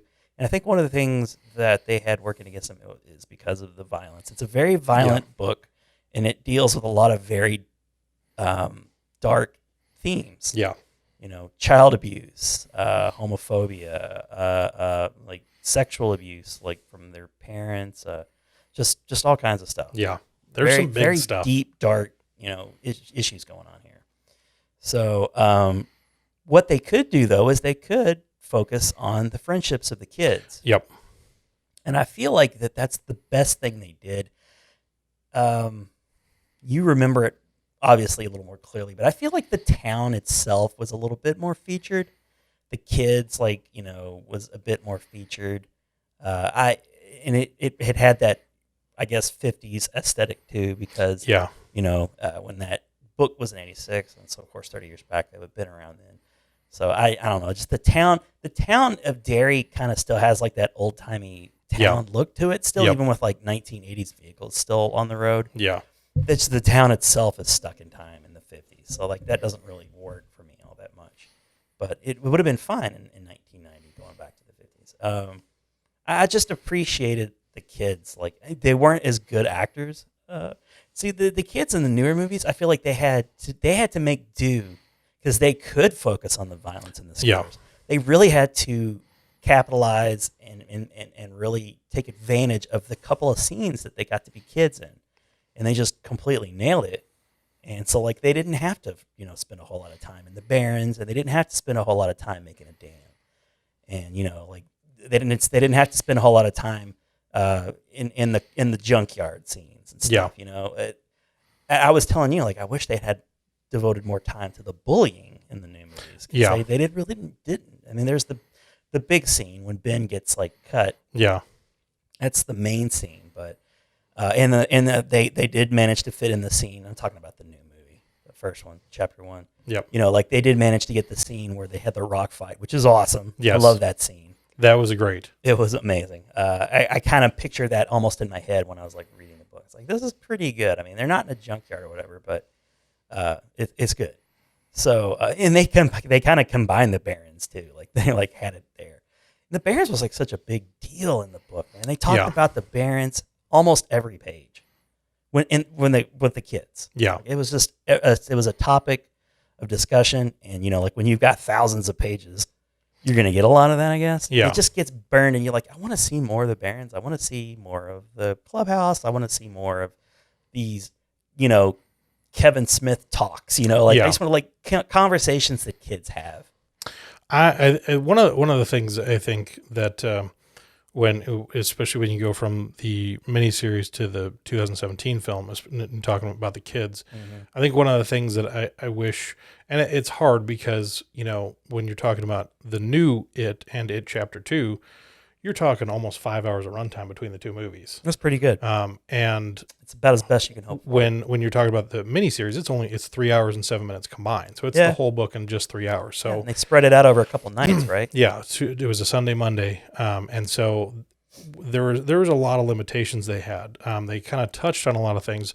Like there's the scene in the original miniseries where the police officer, the kindly old police officer, he's, saints preserve us, comes down and sees the kids building their dam. He's like, you're going to flood the whole area. Yeah. But he comes down to tell them, like, there's been another abduction. So if you kids come out here and play, promise me you'll play together. And he puts his hand and he's like, all right, everybody on this. So it's, I liked this because in the new ones, there's such this motif of every adult is really kind of an antagonist to the children. Yeah. They don't have any advocates anywhere in the town. Everyone is just kind of like, oh no, I made it past that age. See if you can. Yeah. So that's classic Stephen King. I liked that they have this police officer because I think they did a better job in the new ones of creating that sense of dread for children. Like, kids are vulnerable here. And they kind of did that a little bit. That's one of the things I wish they would have, because you could do that in the dialogue. You could really, they talked about there's a curfew. They talked about kids have been going missing and how it's an ordeal. But I was like, that was like, because I feel like that could have fed the tension better. I liked that scene where it's like, okay, and it really did kind of band those kids together. It's like, promise me, if you guys are going to come out here, you guys play together all the time. You guys stay in a group. And it really, I did like that it drove that point home. It's like, the power of these kids in this group is what made them, strength in numbers. Yeah, strength in numbers, because that's really the theme of overcoming the evil. And so I liked that they really, in that moment, in their limited ability to direct a lot.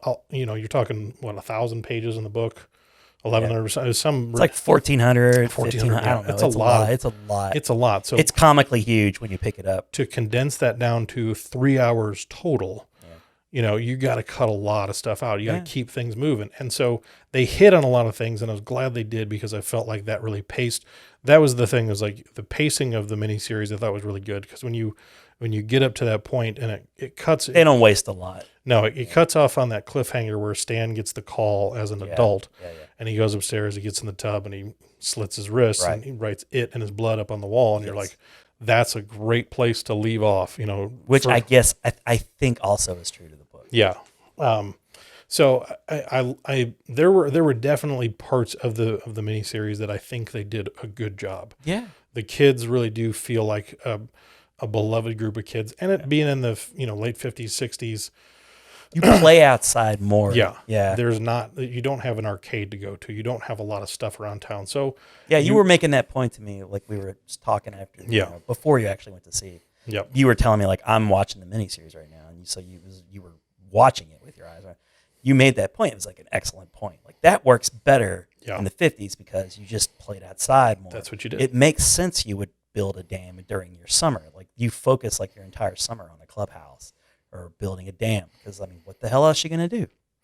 And I liked I liked that I liked the way that they had the earrings, the silver earrings, because that to me felt that to kill it. That to me, the Wolf Man. It felt like it was more of a here's lore on how to kill monsters, and I liked that tied into Bill's bike, his bike Silver. Yeah.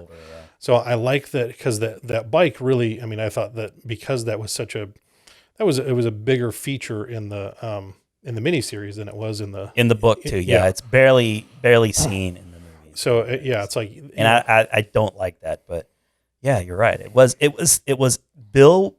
Bill was the cool kid that everyone looked up to. Yeah, I think the miniseries maybe did a better job of conveying that as well. Yeah, Bill was the one everyone looked up to. There's a scene in the new movie we'll talk about where just like one of the kids is just devastated that Bill could be upset with him because he means so much to all of them. He's like a big brother to the group.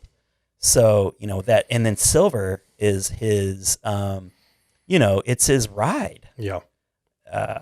It's just him on top of his horse, like it's so symbolic. And the fact that he says hi with Silver. Yes. And that really, I mean, that's one of those where it ties to that source material even better, because when you think about it, okay, kid in the 60s, the Lone Ranger would have been like, that would have been that would have made sense. Yeah. So it's like it all works a lot better. And Jonathan Brandis then growing into Richard Thomas, who played him as an adult. You have that when he comes back to Derry, and Tim Reed, who played Mike Hanlon, he has his bike. And even the way they did that, where it was he had his bike, and then is kind of clunky dialogue, but I liked it was because Bill was the first one. He was saving it for him. He had picked up his bike in a secondhand shop. I remember that. And then he's like, "Oh, here's the only thing it needs is a new tire." It's like, it just so happens that I also have a new inner tube. And he's like, "I actually picked this up, just on the fly for no reason." He's like, "I just felt compelled to buy it 2 months before I got the bike." It doesn't matter. Like, why are you going into this detail? Yeah, it was, but and then they have this goofy scene where they ride around on the bike together. I actually love that scene, though, but from the mini. It's really that, and then the finale. Are they playing like raindrops keep falling on my head or some? I forget what goofy little song. It's one of those, like, it was a sweet moment. It was return to innocence. Yeah, it was like, okay, he's an adult, but he's riding around on his bike. Yeah, it was him and Tim Reed, and they're riding around, and it was very having fun. Yes, I liked, because that element of it seemed like it was a meaningful part of the story, and they really highlighted that better in the miniseries than they did in the movies. I agree. Yeah.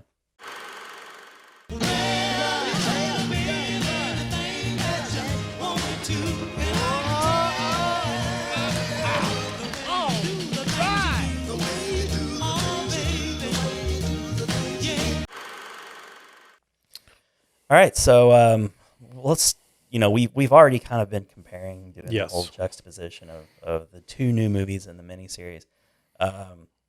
We can talk about a little bit. We'll go ahead and dive into the new movies. Okay. Let's talk about the characters. Okay, Yes. I want to start with Alexander Skarsgård. He's so good. He does this thing with his voice. Yes. I mean, and he does it. He does, man. It's not He's such a weird guy. He kind of does remind me of like a Crispin Glover type. Yeah. He's authentically weird. Yes. But he doesn't get to talk a whole lot. No. But when he does, dude, he takes like a few bits of dialogue and he works those words. Yes. You know, like the scene in the sewer. You know, where he's like when he's talking to Georgie. He owned Pennywise. Like it was so smart to put that right up front. Oh. Because you were like sold on him. Can you smell the circus, Georgie? There's peanuts, cotton candy, hot dogs, and... Popcorn? popcorn. Is that your favorite? Uh-huh. Mine too.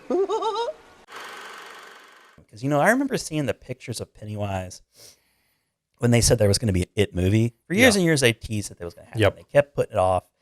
And then, you know, like, okay, we're going to have this movie. And then I remember there being like Entertainment Weekly or something. They showed just a still image of Alexander Skarsgård as Pennywise.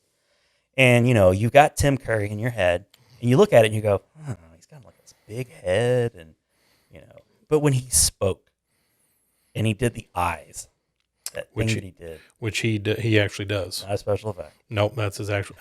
Even from that opening scene when Georgie watches the boat go down the sewer, and then you see Pennywise's eyes flash up there, and they're that bright yellow. Yeah. But then as he kind of comes into the light, they fade into blue. Right. So it's you know, it's one of those like, okay, there's this initial introduction to this evil being, and that yellow is really just a penetrating kind of glare. Yeah. And then as he steps a little bit into the light, not all the way, but a little bit into that light, his eyes change to blue. And even just in that one little thing, I remember sitting in the theater seeing that. I'm just like, that was fantastic. It's like you went from this really terrifying stare to like the blue just makes him feel, he's like, oh, he's just a clown. Yeah, he's just this tiny little touch. I was like, oh, that's so good. I loved that. It was great. It was great. And there's a similar scene in the new movie too, where they utilize the eye thing. Yeah. Which is also terrifying. Never want to look in a sewer drain ever again. That's for sure. No. So yeah, Alexander Skarsgård. I mean, if we're talking about like the two new movies, I feel like he was utilized a bit better in the first one. I do too. I think that's fair. Yeah, it felt a bit more special effects heavy in the second one, but he's never better than he is in the first one. Yeah, he's so good. He's just so amazing, and the kids apparently like were actually genuinely scared. I think they talked and the actors had mentioned that. You know, they couldn't even like show him. No, they were separated for they didn't even see him in his makeup and stuff until like a while into it. I think they were shooting this stuff in the house on Neibold. It was the first time they saw him, and they created some genuinely terrified looks just because like, okay, this is the first time we're really seeing. Maybe this those guy. kids aren't the best actors. They might just really be scared. We're terrified of this guy. This is because scary. he's terrifying. Yeah, but yeah, I just wanted to like start off with him because Pennywise he had to do something to separate himself. Like he had to. It's like anytime somebody does the Joker for the first time. Yeah. You know, like you're like, what are you going to do to make it yours? Like there's certain things about the Joker that are traits that every actor has to do, but you have to make it your own. You can't imitate who the previous person had done. It just seems so hacky, and that's what he did. He made it his own. Like, there has to be like with the weird, like the way he moves, his physicality. Yeah. Just so excellent. It was funny to me because the way that even on that note and how he moved, there's a fluidity to his movement that made him just kind of, it seemed like he was comfortable on the screen, but at the same time they would mix it up with a real jerkiness to some of his movements to, kind of go back and forth between that. Yeah. I'm comfortable with him. Oh, now I'm not. Yeah. Like and he just did this back and forth, and I liked it because it never made you feel like you could, like you were always on guard. Like you knew these Pennywise, so you're scared. But like there were times in the movie, like when Eddie first meets, he's had the that leper that's chasing after him, and he's in the backyard right at the fence, and he turns around and Pennywise is standing there, and the balloons come up, and his face is revealed. Yeah. Like in that moment, like you would think that Eddie would scream and run. Right. But he stays there. They have to have this moment. And so there's a part of Pennywise that has to be like, I'm not ultra terrifying so that we can have this conversation. Because if he was still just super terrifying, Eddie would just run away. Right. He'd just run through the fence. It was like, he's just off-putting. Yeah. He's that's his look. So I liked how they balanced that. But so it's like, okay, I'm here and I'm on guard because he's the evil clown, but I'm like, I can't help but look at him. I can't help but be engaged by him. Yeah, that's a good point. And also, not in just his movements, but in his speaking patterns. Yeah. Also, he'll be just talking and then he'll pause, almost like he's broken. Yeah. Like he's, it's odd, it's off-putting, and then there's the appearance too. When you combine it with the appearance of him, just a masterful job. Like he deserves to be in that like group of legendary, Oh yeah. horror icons. He deserves to make his way in there. He goes from that high pitched. There's times it really does remind me of Heath Ledger's Joker. Mm-hmm. That kind of high pitched, almost kind of bubbly kind of voice. Yeah. When he just kind of drops it down into that almost gravelly, and you're like, oh, I don't feel good about this. Something bad's going to happen. For sure. The kids, we'd already kind of talked about the Phenomenal. kids, but it's one of the best assembled groups of young actors in a movie that I can think of in quite a long time. I think in time it'll go up it'll be up there with like the kids from Stand By Me. Yep. It'll be up there with the kids from like The Outsiders. Mm-hmm. It's going to stand up. Those actors are going to be in stuff. Oh yeah. I mean, Finn Wolfhard and Jack Dylan Grazer and Jaden Lieber, Richie and Eddie. Yeah. they're just some fantastic child actors. I love the girl that plays Beverly, although I can never commit her Yeah, name. I can't remember her name I either. think she's fantastic. And in the first movie, I thought, they were all great. I was a bit disappointed in Bill. He's the most complex he's stoic and he's like the grown up kid. Yeah. And I don't know and he has a stutter. Like, how do you, a young actor has to really step up and not, it's like when the kid who played Anakin Skywalker in Episode 1, Jake Lloyd. Yeah. It's like, how do you, as a kid actor, like as a parent, how do you let your kid step into that? Yeah. Because you kind of don't know any better, but you do it anyway. And like, he didn't ruin it, but I feel like he was one of the weaker links in the younger actors. Because Jonathan Brandis was clearly the leader in the miniseries in the original one. Everybody looked at him, and he really did have kind of like this. The leadership was thrust upon him, and he didn't. You could, in the way that he played it, you could tell he didn't. I mean, it wasn't like, well, I'm naturally the leader because I know what to do and I know this and I know that. But he just had that component, like, all right, I'll be the most sure about things. And I think with Jaden Lieberher, there was always, really in the new kids, it felt like Richie was really more of a leader in so much that there were only moments where he felt he was using his humor to deflect from being scared, but that felt a lot stronger than Bill's because he wasn't that same stoic. He was just kind of, he was quiet. He was determined because, he thought that he could save Georgie or he could avenge Georgie, but it wasn't like hey, everybody, Well, I thought the young Beverly was the leader. I looked to her as the leader. Like, she seemed to be the confident one and the one that you kind of would just trust and follow. Yeah. She just had that kind of natural leadership quality to her. Like the whole scene where she dives off the ledge and then they follow her. She to me was like the Bill character. Yeah, that's true. That's true. And I loved her. That's like that. I just assumed she was gonna have a huge career afterwards because she was just so naturally able to do that. There weren't many adults. There was just kind of the old lady who witnesses Georgie. Yep. Who gets his arm bitten off? Which I guess we should maybe mention that they. You have the creepy Pennywise, but I read, I always try to avoid spoilers as much as possible, but sometimes things just seep through. Yeah. And so I actually knew going in that Georgie is murdered on screen. I actually knew that, but I didn't know how gruesome it was going to be. And it was fairly gruesome. It was really gruesome. He clearly bites into his arm and blood is in the rainwater. And then the old person kind of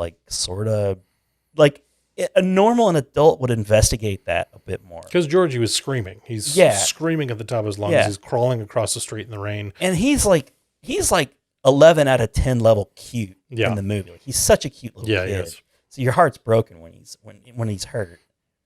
And you can understand why Bill would feel so heartbroken too. Yeah. Georgie was great. I mean, he was really great. He was just such a sweet little kid in that role. And even the way they used him, later as such a bait for Bill in that scene when Bill sees Pennywise down in the basement and he's using Georgie as the puppet.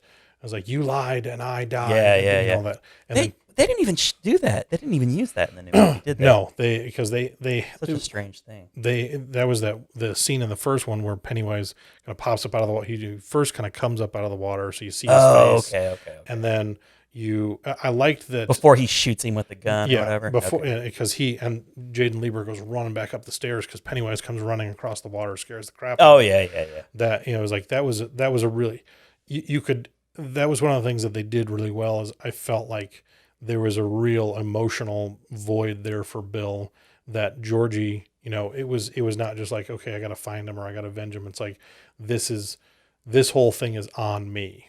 Like it's my fault 100%. And it was just this, deep intrinsic kind of hurt that he's like, oh, he lived with his whole life.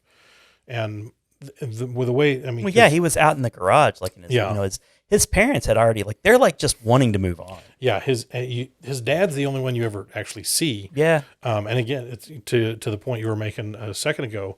The adults that you see in Derry, it's like all he does is snap. He's like, he's dead. Move on. Yeah. It's like, whoa, dude. Right. Okay. Yeah. They're checked out. They're not something strange about Derry. And I get the impression that it's that 27-year mark too, they're probably mostly normal, but other than the abusive parents who are probably just around the clock abusive, there has to be some sort of jarring, well, I can't believe my parents are this way. There has to be some sort of, he wouldn't have been that way. But that something about this happening that's going on around them is causing parents to check out, so that Pennywise can do his dastardly deeds. Well, and when you think about and you start getting into the history of it, it's when I was like, okay, this group of kids, they're inquisitive. They want to know what's happening. They go down to the sewers.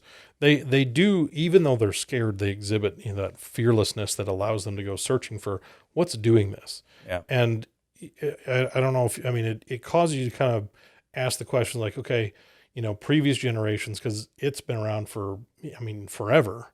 Yeah. And so it's like, okay, millions of years is basically what they say. Their parents obviously have to be some kind of aware, and so it's one of those things the town has just always looked the other way. Mm-hmm. It's like when it's your turn to be the adult, you just look the other way because you're like, all right, yeah, you can't help but it's a small town in Maine, and there's kids that just keep going missing. Yeah. Somebody's got to piece together. It's like, okay, this happens every 27 years. Right. But they're not. They're not. And it's like, they're looking for him. They're out looking for him, but not as a collective. It's always just the parent of the child. It's sort of looking. And I think that scene where in the new one, in the first installment, when Ben and Henry Bowers and his gang are up on the bridge, right before the bridge, and that car comes up, and the kids are, they have his shirt lifted up. Yeah, his knife they're ready out. to do something to him. There's obviously something going on where any normal, rational adult parent or otherwise would say, hey, what do you stop it? Right. Leave that kid alone. Yeah. These people, they obviously make eye contact with the kids. They know something's going on. Ben's sitting there like, help, please help me. And they just drive past. They really spelled it out in that scene. For sure, and then you see the red balloon in the back seat. Yeah. And you have that connection to where it's like, okay, it's either they're blind to it or they're willful participants to some extent because they're not going to stop. It's like, well, as long as this, whatever it is going after kids, then I'm okay. Yeah, and I don't know if the book really talks about it more, explains it more, but I've always just assumed that the parents were mostly normal in the community, but when he comes around, they check out. Yeah. There's just something about him, it's just some paranormal thing where he causes people of a certain age to check out. They're just zombified almost. Yeah. Except for kids, because they're still pure and being fed upon by it. So the child actors are good. I thought the Henry Bowers kid was amazing. I liked his gang, Belch and Hochstetter and all those. I thought they were all pretty good. They were creepy kids. Yeah. Very 80s-fied. the mullet and all that crap. I love Richie's line at the end of the rock fight. Yeah. He tells him, "Go blow your dad, you mullet wearing asshole." Such a finger. Such a great line. I'm sorry. I was like, and Finn Wolfhard is just he delivers it so well. He does. And I think too is like it's so antithetical to his actual personality. It's like when I used to like read when American Pie was coming out, and Stifler, the actor who plays Stifler, was supposedly like similar. Like he was very kind of conservative and very non-Stifler like. Yeah. He sort of became Stifler. Yeah. Over time. But at least at first, he wasn't at all like that guy. But he was able to channel something inside of him to become that person so effectively. Finn Wolfhard really was. He was just amazing, Richie. So not like his character from Stranger Things. You know, I just sitting here talking about him, and I was thinking about all the kids. I think Richie, and you can correct me if I'm wrong, I think Richie is the only one we don't see any of his other family. We definitely don't see him. But like you see, we see Eddie's mom. You see Bev's dad. Yeah. No, you don't see anybody. You don't see any of Bev or Ben's family in. Do you? They go to his house. Well, they go to his house, and I'm thinking maybe like a scene, like a second. But yeah, Richie, you never actually see any of his family. No, and you know, like, and you get his family situation is probably not ideal. Yeah, because of the way he is, trash mouth. Yeah, trash mouth.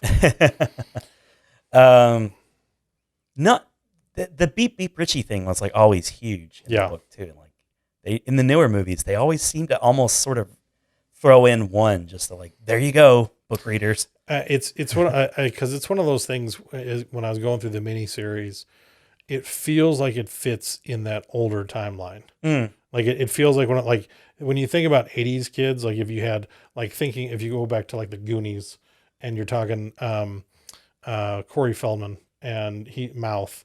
Yeah. You feel like the kids would just say, "Shut up, Mouth." Right. Like it's one I liked that they paid homage to it in the new movies, but it was when I was like it.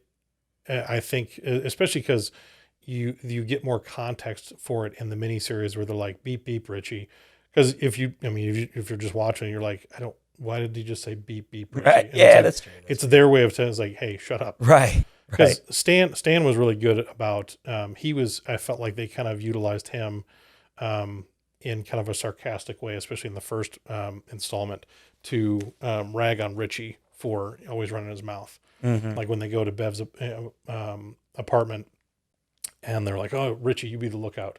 Like, what should I do if her dad comes home? He's like, just do what you always do. Start talking. They found other ways to kind of incorporate it, but I did feel like they miss out on some of those, the endearing parts of, as the kids in the miniseries felt like better friends because they were all really pretty nice to each other. Yeah.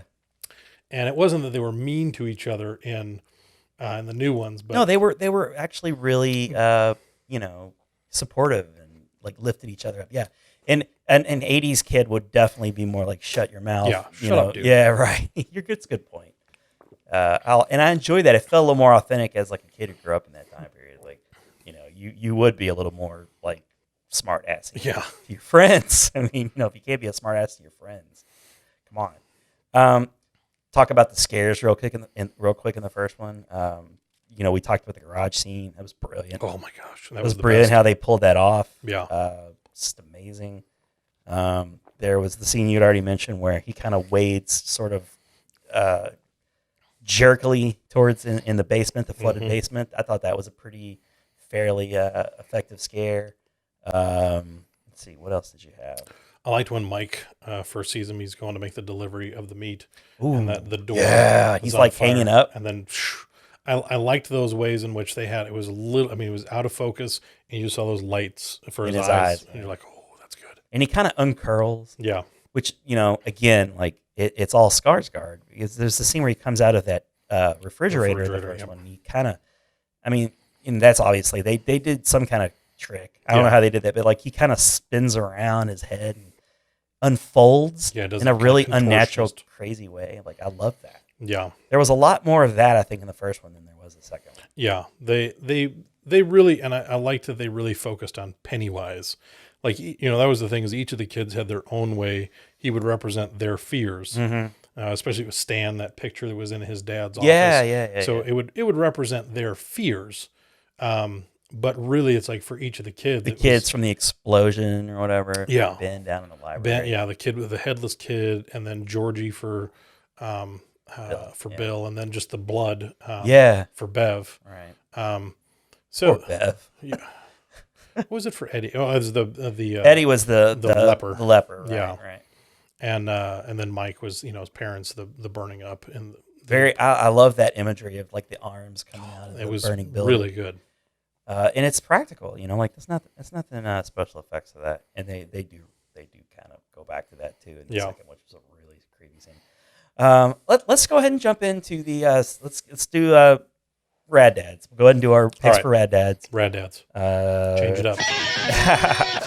Out of order, Rad Dads. Oh. Okay, so you reveal your Rad Dads first, and then I'll do mine, and then we'll spoil the shit out of it too. Oh yeah. Woohoo! So my Rad Dads, we just had back to school this week for my kids. Tuesday they started school. So I thought you were going to say it was going to be back to school.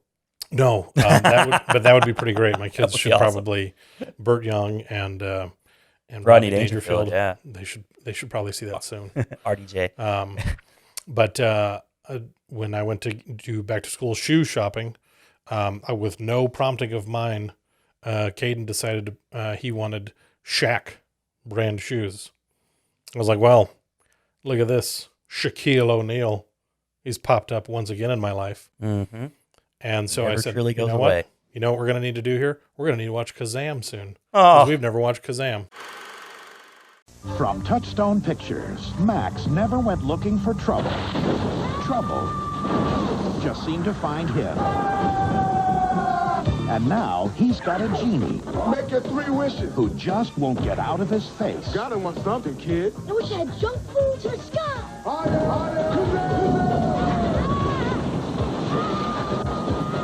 Shaquille O'Neal, Kazam, rated PG. Starts Wednesday, July 17th at a theater near you. I mean, I've watched it a lot. I've never seen it. Never seen it. So and I was one of the biggest Shaq fans back in the day. So. Kazam is what we have on tap. Probably next weekend we'll have to watch some Shazam or Kazam. We could watch Shazam too. Is that the That's the one. The up until Sinbad? Up until Zachary Levi played the superhero Yes. Shazam. It was Sinbad. Yes. In a movie that never happened. Yes. So Kazam with Shaquille O'Neal very much did happen.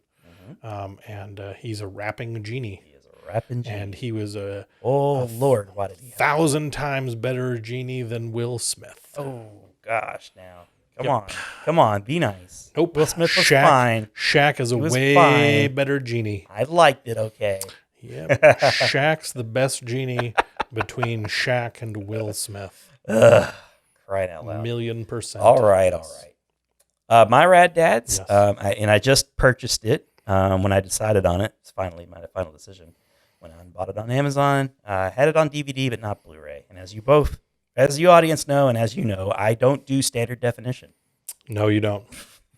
I have standard definition things, but yeah, I don't do that. I don't do it in 2019. I pay the emotional price for that. But I'm going to do the 1986 Jim Henson classic Labyrinth. Conley and of course David Bowie. Great At film. least we still have Bowie.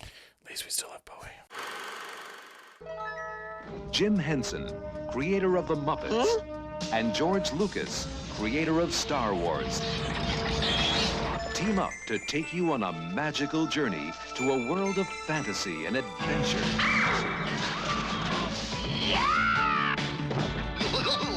There's nothing to be afraid of. The dazzling world of Labyrinth.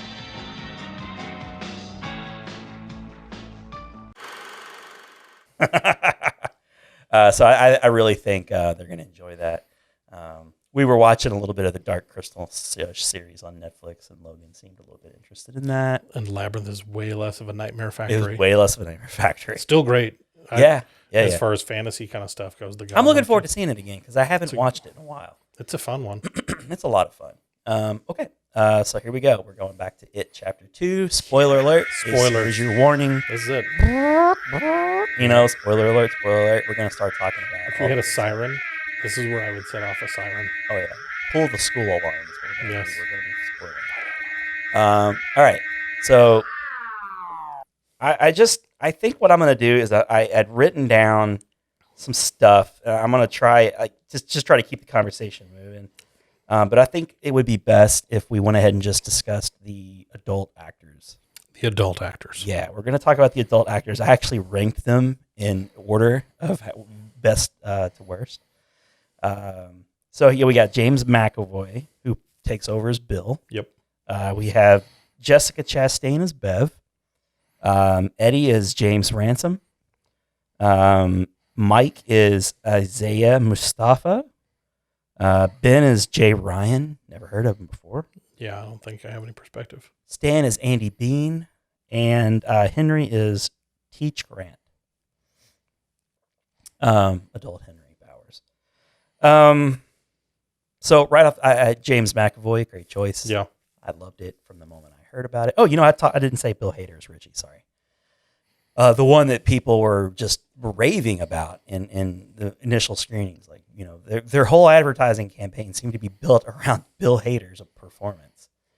And it was legit good. Like, I think that was a good idea. Whenever you get something like that, you're just going to naturally start picking his performance apart because they vouched for it so hard. Yeah.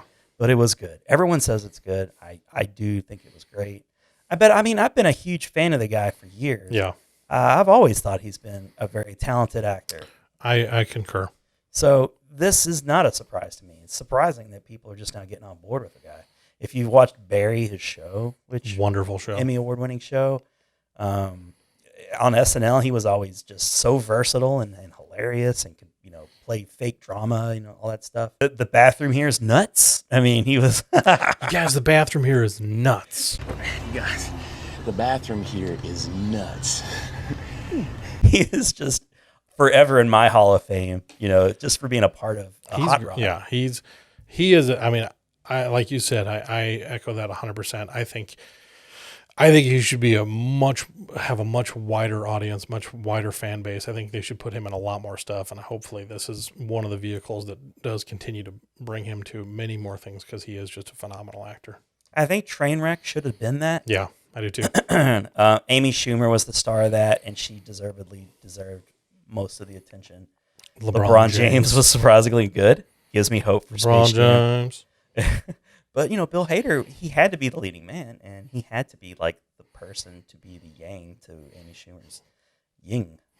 And especially with her particular brand of comedy, that's not an easy. I mean, in I Feel Pretty, Rory Scovel was kind of the same role. He was her love interest, and he's a terribly funny guy. Yeah. But I feel like she shone a lot brighter than he did in that one. Yeah. And Bill Hader really held his own. He did in Trainwreck.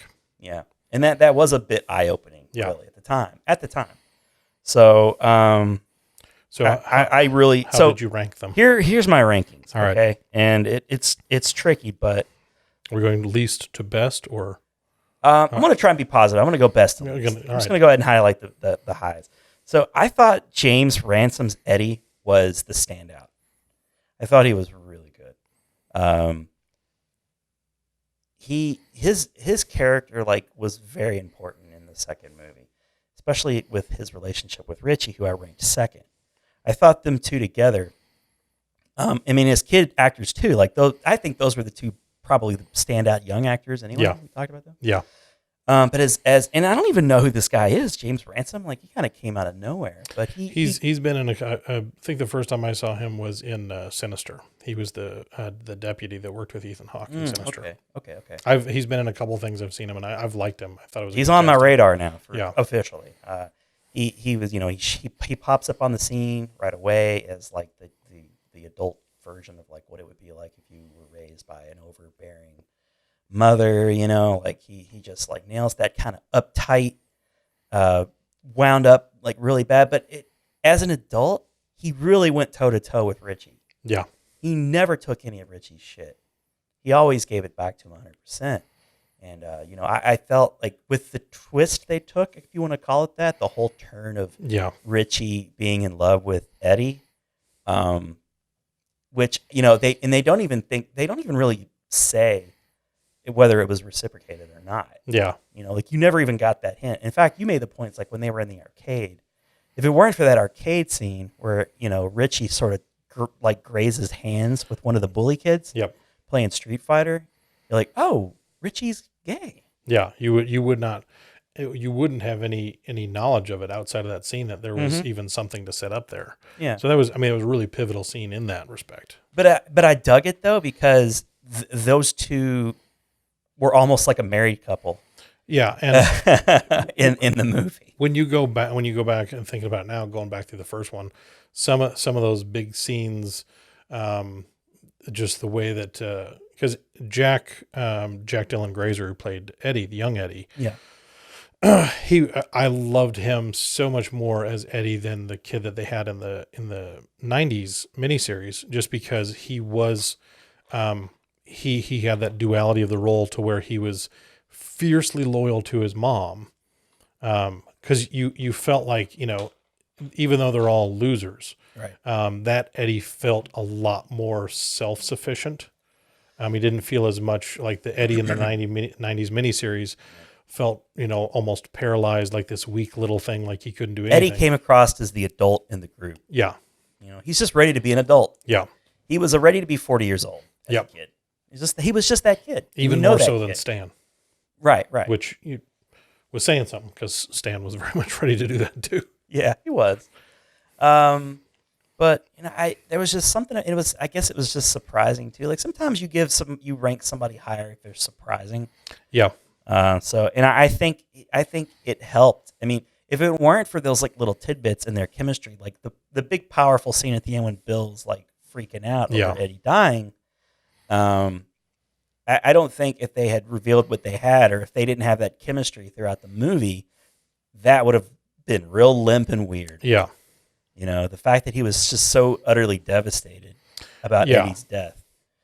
He didn't want to leave him there. You know? Yeah. And that was like very much like the book too. Like they carried, I think they did carry him out, or they tried to at least. Yeah. I think, because I was looking at the Wikipedia of the book, and I was like, because I think there were I think Mike got hurt down, and they had to like carry Mike. Well, out. Mike was already injured, or maybe somebody else. Mike got injured really bad by Henry Bowers. Yeah, that's right. Yeah, he got hurt. He was in the hospital, so I don't even think he was there necessarily. He might have been. I'm sorry, I can't remember for you book lovers out there. But yeah, that I want to say either they attempted to carry him out and didn't make it, or they did get him out, but it was you know, they had to do it. Yeah. But in the new movie, it makes even more sense because he was in love with him, and it was kind of like that whole, you know, these kids grew up in this like extremely homophobic town, where if you showed any signs of homosexuality, you could potentially get beaten to death and thrown into a lake. They set or that a up river. pretty adeptly at the beginning of it, chapter 2. Yes, which, you know, maybe we should talk about that scene. That was crazy. Where, what was his name? Adrian Mellon, the Adrian Mellon killing. Yeah. Or really, Pennywise kills him, but they just beat the ever-loving hell out of this guy just for being gay. And in the movie, he's a little mouthy and stuff. So he doesn't do himself any favors. No, they kind of give him a little bit more reason to beat the crap out of him. But they would have gladly taken a swipe at this kid, even if he had said nothing. Yeah, they just had that no good like appearance, like especially the younger kid. Like I found it hilarious that like those guys were adults. I guess they looked like they were like 18, 19. They were definitely not children. No, and a child comes up to him and like he's smart and all. He's the one that begins the initial confrontation. Yeah, he begins the initial confrontation, and then he kind of goes running over to the older kid. Yeah, who does a lot of the beating. So they beat the hell out of him. Really brutal scene. Toss him over the bridge, and then Pennywise in that really murky kind of great scene. I love how they played that. I liked how that opened to where your angle is from Adrian's angle, bobbing to try and keep your breath in this river that he's been thrown into, and you just get these moments where you get a glimpse at Pennywise, and it's like a dream, like a hazy dream. And I love that when his boyfriend or whatever is down there looking for him, trying to find him because he sees he's still alive, and he gets tossed over. He sees him just in time for Pennywise to just take a big old bite out of his side. I love that scene. That was like straight up like something they would have done in the first movie. Yeah. It felt very crazy. And then, of course, they had all the red balloons. The balloon. And I love the visual of that. It was just such a... I love the hat. He gives him that damn I Love Derry hat with the stupid beaver or whatever. Yep. Like, that's straight up out of the book. So it's set up very well. Number 3 for me, as far as the kids go, or the adult actors, I went with James McAvoy. He just does what he does. He's a great actor anyway, and he nailed the stuttering. He was able to do that. He's like a cured guy, and he gets back into Derry, and instantly he starts to stutter. Starts the stutter, right? And he's able to just go in and out of that stutter perfectly. Which if you saw Split, you shouldn't be surprised. Yeah, he goes in and out of a dozen or so characters. In Glass, I think he has 23 or 27 different personalities. Yeah, he's pretty good at that. You're going to probably disagree with me on this one based on the conversation we had, but I like Mike the Fourth. I do disagree with you. I really liked Isaiah Mustafa's. I enjoyed it. Now when you point some things out, I do push him back further. But in my notes anyway, I've got him 4th, and I had Jessica Chastain 5th. I'd probably go ahead and put her up at 4th. I would have flipped those. He wasn't continually over the top. There were just a couple of times where it was like, okay, if I had to pick a weakest link right here, it would be Mike. Yeah. So 6 for me was Ben, the Jack Ryan. I didn't care for that character at all. I should feel something because I was the little fat kid pining for the pretty girl or whatever, he should be in the bag for me. I should be rooting for this guy, but I wasn't. Maybe he was just too distractingly good looking. I like the line Bill Hader gave, like, you're like every, Brazilian soccer player rolled into one. Yeah. That was Bill Hader had some fantastic. Oh, his one-liners were the best. I thought the biggest and most unfortunate misstep with the adult Ben was the fact that the relationship that grew between him and adult Bev. Yeah.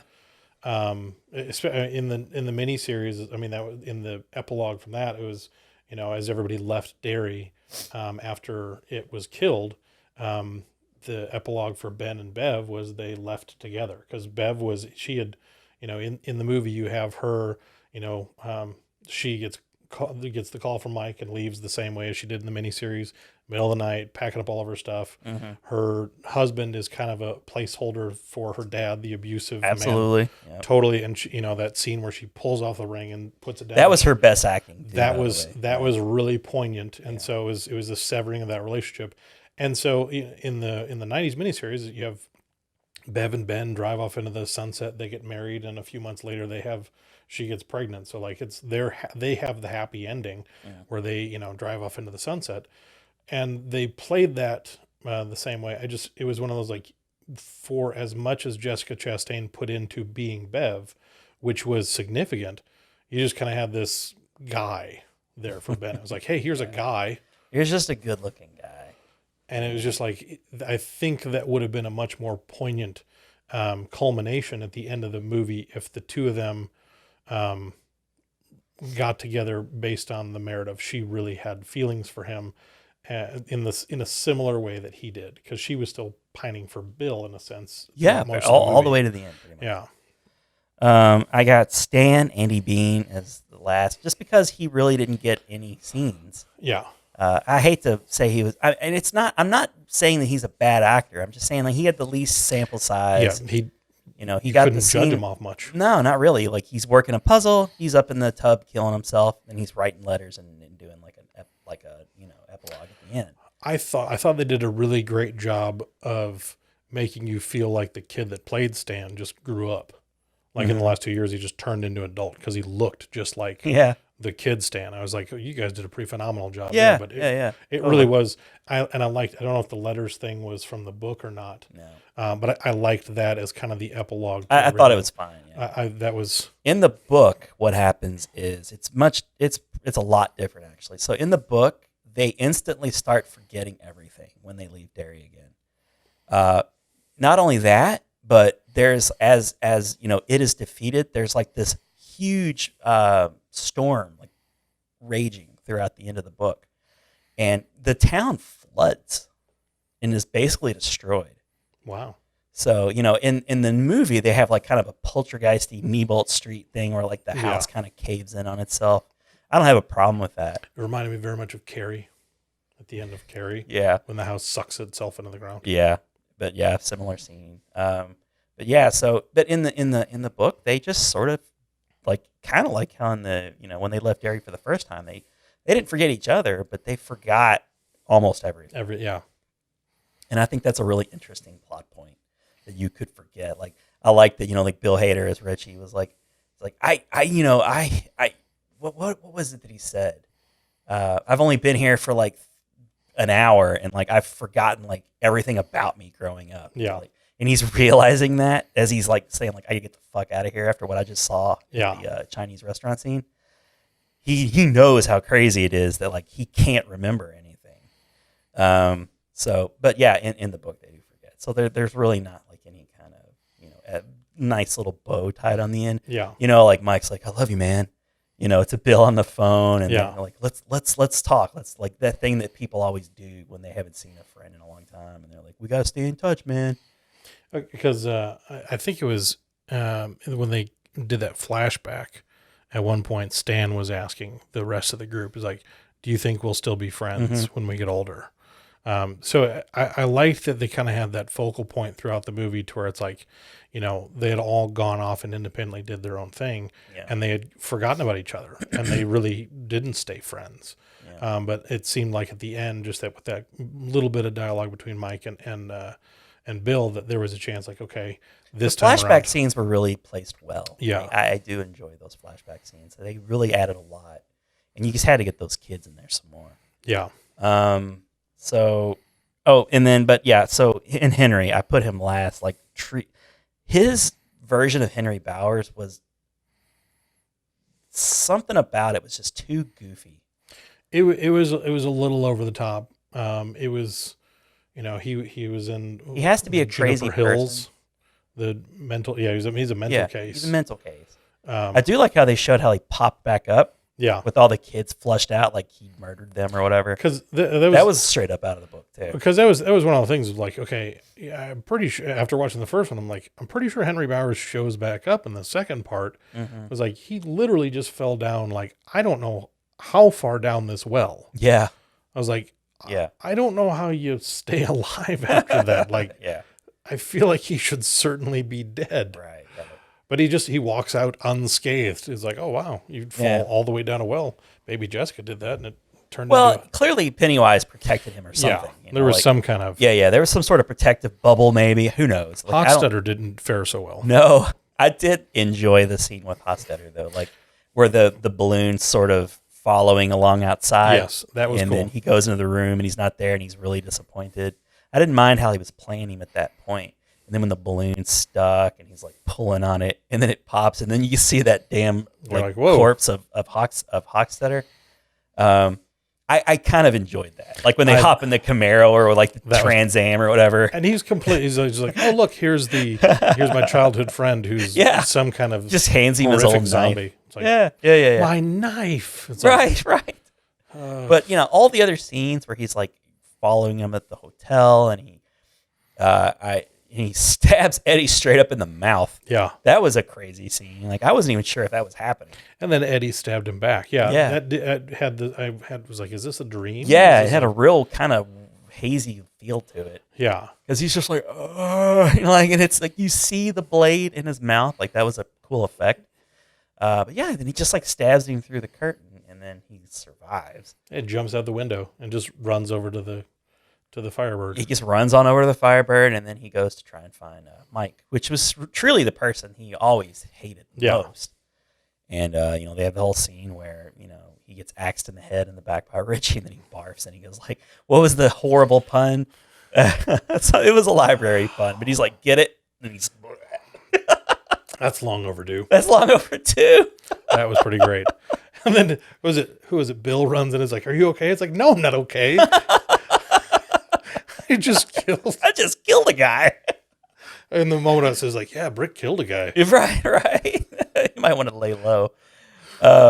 So yeah, he was kind of my least favorite. What about you? How would you see it?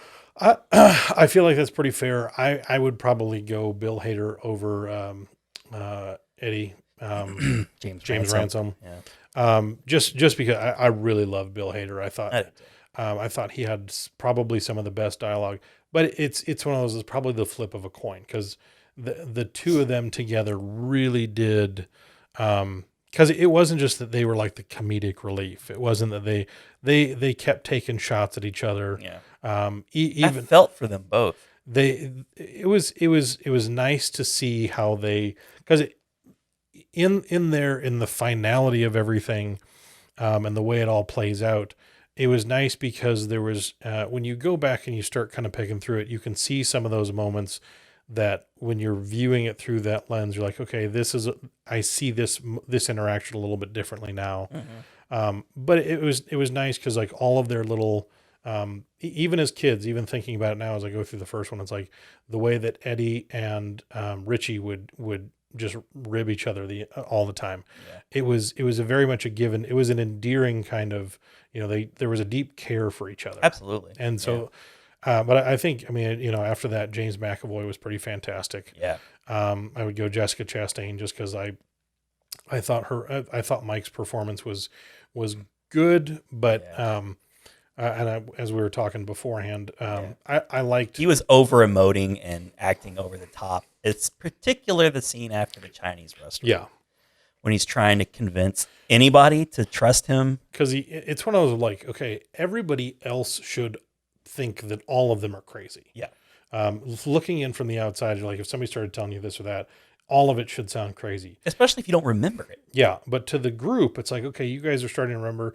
You just had this scene where your fortune cookies all came alive and started to try and kill you. Yeah. So it's like, you're very much in the moment. It's like, I get that fight or flight and everybody wants to just get the hell out of there. Sure. It's very natural. Yeah. But it was one of those, like, for Mike, it's like, okay, you don't need to be that paranoid guy. It's like, wait, guys, I gotta, like, if you just look here. And he just kept like that book. He's like clutching that damn book. And I think in the finality of everything, it was unfortunate because I know from what I read on Wikipedia and what we were talking about, that ritual that they do, it really does, Chud, it really ties into the history of it, and all of the stuff that they really tried to kind of go into. But then they kind of dismantled that as the mechanism by which they would win. And it was just like, okay, well, as long as we just... Yeah, the Battle of Wills or whatever, like that was supposed to be the big moment when they destroyed it. And I also didn't love how they kind of constructed this, like Mike lied to us. Yeah. Like I didn't see it that way. No. It was his, he knew that they were all going to die if they didn't try something. And that was like Tim Reed as Mike Hanlon, because I liked the continuity in the first one, that Mike Hanlon as a kid and Mike Hanlon as an adult was the historian. And I was saying that before. Yeah. I was like, he was the one that knew the history of Derry. And in these new ones, they had, Ben, he was the one that spent so much time at the library and looked into Derry. He was the new kid, so he was curious. Yeah, so he learned all this stuff about Derry, but then Mike kind of takes over. So I felt like some of that continuity break did his character a disservice. But it was like, that's how the miniseries started off, is, he's witnessed, okay, there's bad things here. Yeah. And Tim Reed, when he's visiting the scene where the little girl gets maimed by it, he sees a picture of Georgie, and that's kind of his like, okay, the shit, it's back.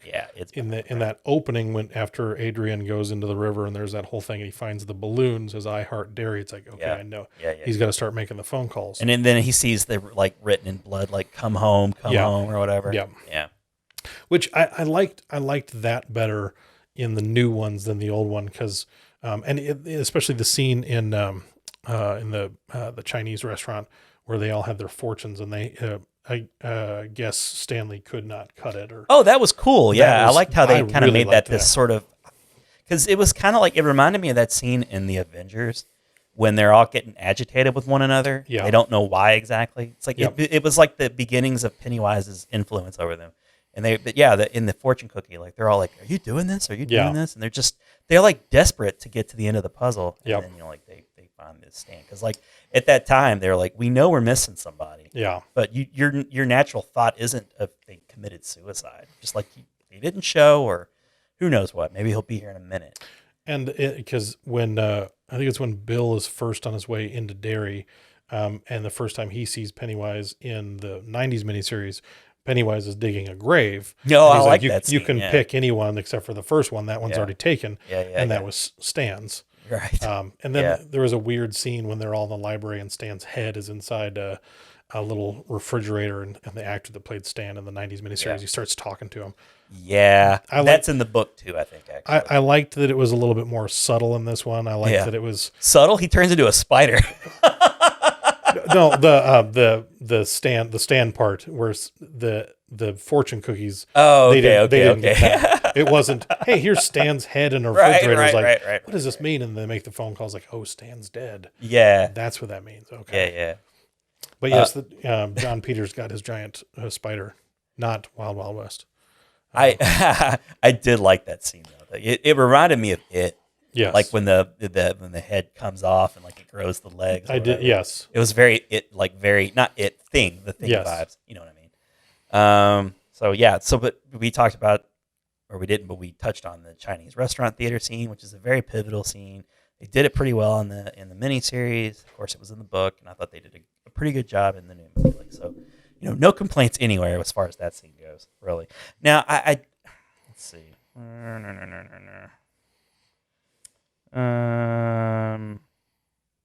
How did you like the careers that they had settled into? Modern day careers. I thought it was interesting how they, because they were all they were very similar to what they were in the miniseries. Eddie's, I think, changed kind of the most. Yeah, he was like a limo. Yeah, he owned a limousine service, and then he's like a risk analysis. That makes so much sense. It fits a lot better. Yeah, it does. It really does. So it felt. And he married a woman just like his mom, which is very typical. And even when he's on the phone with her and he gets distracted, I was like, it's just, I love you, Mom. Yeah. And they're like, what? Oh my God. Sure, she loved hearing that. That was really good. Yeah. And so that leads me to Bill is a writer. Yes. Which he was in the book, and I think probably, was he a writer in the miniseries? Yeah. Okay. Yep. Okay. But he's like a movie script, like he's a script guy. Yep. Which I liked. And so that like ushered in the 10 million jokes about Stephen King. Yeah, the ending sucked. The ending sucked, which was really funny for a few minutes, but they just kept doing it until even Stephen King himself has a great cameo. That was my favorite iteration of it. I think that was my favorite ever Stephen King cameo. It was pretty great. He actually seemed like a way better actor. Yeah. And like it wasn't just like we got to get Stephen King in this thing. I felt so nostalgic to see Stephen King pop up in one of his movies. That was really great. But yeah, he's just like, the ending sucked. He's like, you signed that for you? The ending sucked. Did you think that the humor was a little over the top in this movie? That was one of my. It was not a huge beef because I love humor in horror movies. Yeah.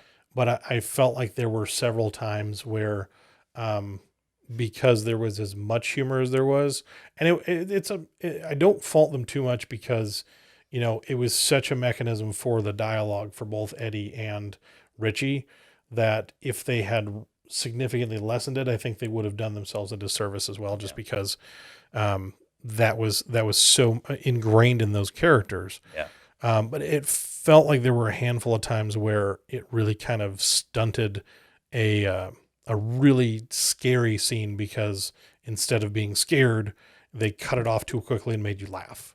Mm-hmm. The balance wasn't perfect. It was a little bit off, not enough to really say, oh, that ruined the movie. No, not by any means. A lot of people has a bone to pick with that. I didn't. I laughed hard at every thing that Bill Hader said, and then Eddie, a lot of the stuff that he was saying. Like I laughed. Yeah, I enjoyed it. But I do. Now when I go back and watch it again, I'm going to pay attention to that more. Yeah, and see how much it does cut into the attention. Because there were a number of times where there was some kind of ghoul kind of creature, an iteration of Pennywise, that it seemed like they leaned on that. Oh, you mean like the part where like Eddie was choking the leopard and it just barfs on him and they play that like song? Yeah. It was. I laughed hard, but like that was the old woman when she turns into a giant monster and comes running at Jessica Chastain. Yeah.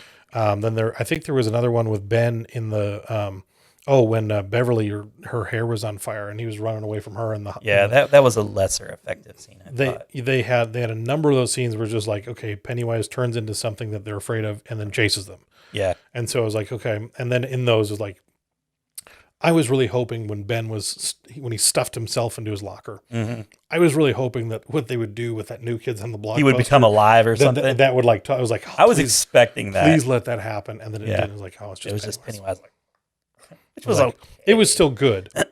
I like how he popped himself out of the locker. Yeah, more of that physical style of horror. Like he's like one armed and the other, and he pulls himself out. Like I dug that scene. I think one of my favorite Pennywise scenes is when was in the Jessica Chastain when she was back in the apartment with Mrs. Kirsch. And there you saw Pennywise with all them. He's putting the makeup on. Putting the makeup on, and then he cuts himself and he starts just that. And it forms that kind of like makeup. That I think was one of the best Pennywise scenes because it felt the most raw. It felt the most intense, and it was just. And it's just neat to see him like as a person. Now but that does bring me to a point where you do have the scene where Jessica Chastain is in the apartment. And there's the old woman, and then she's kind of given like the whole backstory. And there's this implication that Pennywise is a person and not an alien, and he was a clown. Like I'm not sure how I feel about that. It kind of seems sort of like there's a plot hole or something there. It's one of those the way because I noted that same thing, and. The way that I guess I kind of filed that away internally is I wondered if it was similar to in The Dark Knight when the Joker gives two different want to know how I got these scars, and he tells a couple different stories. It was one of those where it's like it made me wonder if, especially because it was in Bev's iteration and it was that father-daughter thing, if that was the vehicle. My father. I love how she said that. And that lady, up until the point when she turns into a giant monster and goes running after her, she was like when she just I love that she scene. She freezes up, kind of like Pennywise. Yes, and it was that played a lot better than in the 90s miniseries. But I felt like that was one of the stronger scenes in the miniseries when they came back as adults. I liked it. I think that one may have been the strongest when they had to go on their little quests. Yeah, they're like artifact quests. Yes, I think that one to me was the best of all those. Bill's. I like the lumberjack. That I love the way that looked. But yeah, please. Continue. I liked that because that was out of the book, right? Yeah, and that's one of the few ones that was out of the book. That felt better. Well, the thing about the book was they utilized monsters that they wouldn't have rights to. Yeah. Like one was like Dracula, one was a Wolfman, but Richie's was still the lumberjack, and what was the other one that was from I can't remember, but the lumberjack for sure was in the book. Yeah. And I wanted to talk about the special effects and the scares because I don't know how to feel about these special effects. I want to list them off, okay? I tried to think about as many of them as I could. We could just sort of comment on whether or not you thought they were effective or not. Okay, so the fortune cookie scene. Yeah. When all the like monsters are coming out of the fortune cookies. How did you feel about that? They did that in the miniseries. And so the way they did it in this one was a lot better. Rightfully so. It's 30 years later. And the special effects were a lot better. So you mean the effects were better? The effects were better. Yeah. It was one of those where I think in that scene, it didn't really do anything for me because there was so much specific imagery, but none of it necessarily made any sense. Like everybody had like a different thing that was, in their fortune cookie, but there was like, the eyeball and the like bird hatching and then the bat with one wing sticking out. And then like at one point heads are floating in the aquarium. And then it's kind of funny because like Mike just starts beating the shit out of the table. That was my favorite part because then they cut to the lady's like, is everything okay? Right. I was like, clearly no. No, not at all. This guy has got a chair and he's smashing the table. Beating the shit out of it. Could we get the check, please? That's a tired ass joke, but he delivered it perfectly. It really was. So I mean, what else can you say in that situation? there needed to be something there. I knew that because it was when I was like, okay, something has to disrupt this. Like they're having this really, a bonding moment. It's really nice. It's really good. They're coming back. They're remembering things. It kind of takes a turn where they're like, okay, here's why we're really here, Pennywise. Yeah. Oh, yeah. That's right. I'd forgotten. The pacing is perfect. But then you get to that and it's like, that it's Pennywise and that it's that evil that's messing with them. But it just kind of felt like, I don't know, that I'm assuming something like that must have been in the book because that's why they did it. Or if all I remember is the eyeball. Like they might have done everything like that, but all I really remember was the eyeball. Yeah, so I don't know. Like I can't speak to that, unfortunately. My memory on that's not great. It felt gratuitous after they had done the really creepy part with the fortunes. It's like that felt good enough. See, my thing was like I'm all in favor of the lesser the CGI, the better. Yeah. And that scene, like you'd made such a good point about how like tense that was. I wish they could have just done what they did a little more subtler, a little more subtlety. Like show a little more restraint, and maybe not go full CG with all that stuff. Like I don't know. Well, because if I'm not saying I hated it, but I'm just curious what you thought. If there would have been a little bit more subdued of an ominous kind of like they're just having that. That revelation of like, oh yeah, shit, that's right. When we were kids, we had to fight that monster. Yeah. And then it's like, because why did I forget that? Yeah. With the fortune cookies, that was so good with the message because it was just ominous enough to let them know like something is paying attention to them. Something is, there's something out there, and like that would be it. That's one of those creepy that I like. Mm-hmm. And then they do the CGI part, and it's like monsters. Like okay, it really fueled the fight or flight scene or whatever you're talking about. But okay, the next one I wanted to mention, I already know how you're going to feel about this, was the old woman witch when she comes stomping out. Now that scene played out in the trailer when they had that basically that whole scene. Yeah, kind of give you an idea what the movie was going to be like, and it was very tense because you see. They just show the dark shadows, and of course the woman's voice turns into Pennywise, basically. Yes. And then you kind of see like something stomping out real fast. But then you see it, and it's kind of like the old, like the distorted witch face or whatever. Yeah. Now, I noted down that Javier Bate, he played Slender Man in the Conjuring 2 when he comes out of the thing, and it was so weird to me at the time watching because like it didn't look real. But it was real. They used camera tricks and his unusually skinny frame and talent for making jerky moves and gestures. He was two things in this movie. I think he was the old woman, but it looked really CG. And you said that everyone just started busting out laughing. Everybody in the theater started. I didn't have that effect. Like it creeped me out when she comes flying out of there. She just comes flying after her. Everything up to that point, even when she goes, she's naked, and you see her just kind of like scurrying around in the background. Like, I love the part when she peeks behind the wall. It was even that it was a little goofy, but I liked it because it was that jerkiness. Yeah, I don't like it. It's unsettling.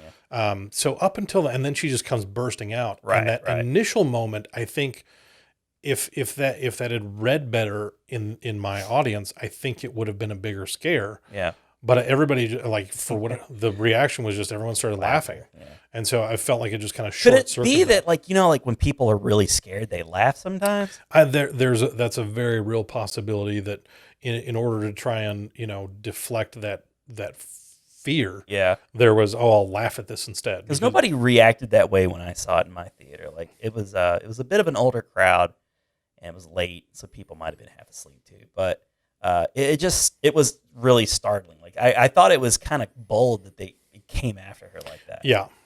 But yeah, there was an interesting, like I want to see that scene again and pay real close attention to it. Yes. To see how much CG it looks, knowing now that I know that it was that actor. So I'm just curious. I like that too, because I know he's done a couple things like that.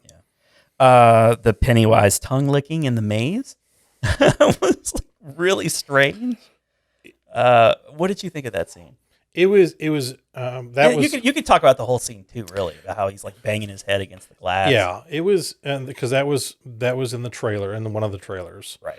The whole glass maze, and the lead up to it, because with that kid, it was the second time you see the kid in the movie. Yeah. First time you see him. I love that, like that poor kid, is just kind of traumatized by these crazy adults coming into town they've probably never seen before. Like stranger danger to the max. Well, he notices Richie because he's a comic. Yeah. And he's like, "Oh, dude, I'm a fan." It's like, I'm watching this scene where he's, and especially like Bill, like when he's like, "You just leave." I'm thinking of the scene in Adam Sandler from Billy Manage. He's like, "Don't you say that. Don't you ever say," like, I can't wait till I go to high school. It felt really over the top and weird.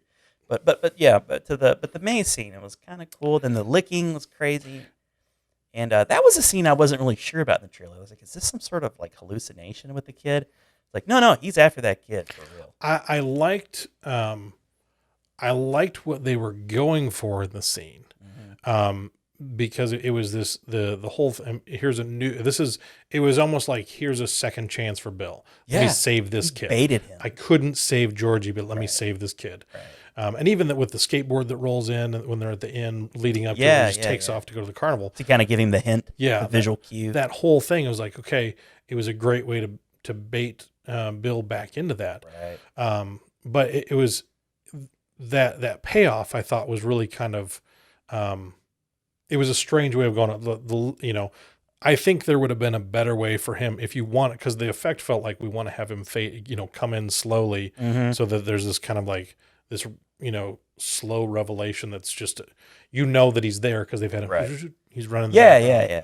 Sneaking around. So the unveiling of him in this scenario, and the payoff at the end when he breaks through the glass was good. Yeah, you see like blood splatter everywhere. You're like, because that's what you kind of know you're going through. Right. It was just kind of like the way, it was very clown-like in the way that he's pounding on the glass. Yeah, and that seemed strange.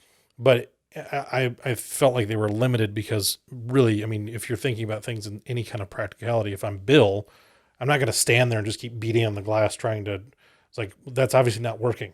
Right. He has, for the shot, he has to stay there because he can't run off and But it's like it's the futility of he's trying to save this kid and he can't.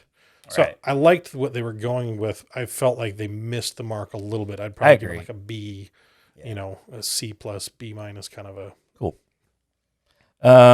Okay, Paul Bunyan. I just wrote Paul Bunyan. I loved the way that looked.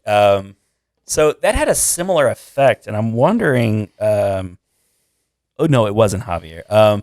It was all CG, but like I liked the way that his mouth looked kind of rotten once he came to life. And he saw Pennywise sitting on his shoulder, and he's like, "I know your secret," all that kind of crap. And then he, but as a kid, he's terrorized by this Paul Bunyan, and I just love the way that played out. I thought that was really an effective, scary moment. And then of course he closes his eyes. Then he tried it again later as an adult, and it didn't work. And I love too that like Pennywise is doing his little sing song. Yeah. And the adults are swaying in the background, like hypnotized. Yeah. Like they're not going to help you. But it doesn't work when he closes his eyes. He just kind of, he just gives him like a scare off thing. Like, why didn't he kill him there? I liked, the one thing I liked about that, because when you go back to the first movie, when the kids all kind of have their revelation that they've all seen it. Yeah. I hate clowns. They have a little bit of that conversation right outside of the house on Neibolt. Yeah. But then they finish that conversation there in the park by the band shell. Right. And that's when Richie's saying, "I fucking hate clowns." Yeah. And there's that clown in the background that's just staring at him. Yeah. And they jump to it and they focus on it. But that's, from what I've read, that's Pennywise is watching them from this. But I liked that they brought his fear back to that same location. Yeah. It was the same location. That was really cool. It was, and I liked, it was one of those, like, knowing that it was from the book, I felt, because it wouldn't make a lot of sense otherwise. Like, oh, there's a giant statue that's chasing him. Well, they would tease that Paul Bunyan statue a bunch. I liked that they played it out that way, and it was, when Bill Hader, he's just like, it's not real, it's not that. I loved the way that played out. Yeah. I think that was probably outside of, because I liked Jessica Chastain's whole quest that whole storyline. I would say Richie's is probably my second favorite in that because it was just such a poignant, and that felt more like a genuine, like he looks over and he sees the base of that statue and it's not there. It's not there. And then he cut. It's like, and it's right in his face. Yeah, it's very aggressive. Yeah, kind of like the old woman. Like I liked how aggressive it was. That played out several times, and I think that worked out well for him when they went aggressive on big scares. Yeah. I think some of them. I heard people say like, "Oh, that's jump scares." I'm like, yeah, it kind of is, but you're never going to get away completely from jump scares in horror movies because it's a thing. Yeah. See, the jump scare, here's the thing. So the jump scare pays off because there's the quiet moment with the scene. He's missing. Like, what happened to him? Yeah. And then he attacks him from the side. In a true awful jump scare, it would be like a woman sitting in a car and then somebody comes up and he's like, "You forgot this, mister." Yeah. You're just startling me. Like that was truly creepy because you're drawn towards the missing giant statue.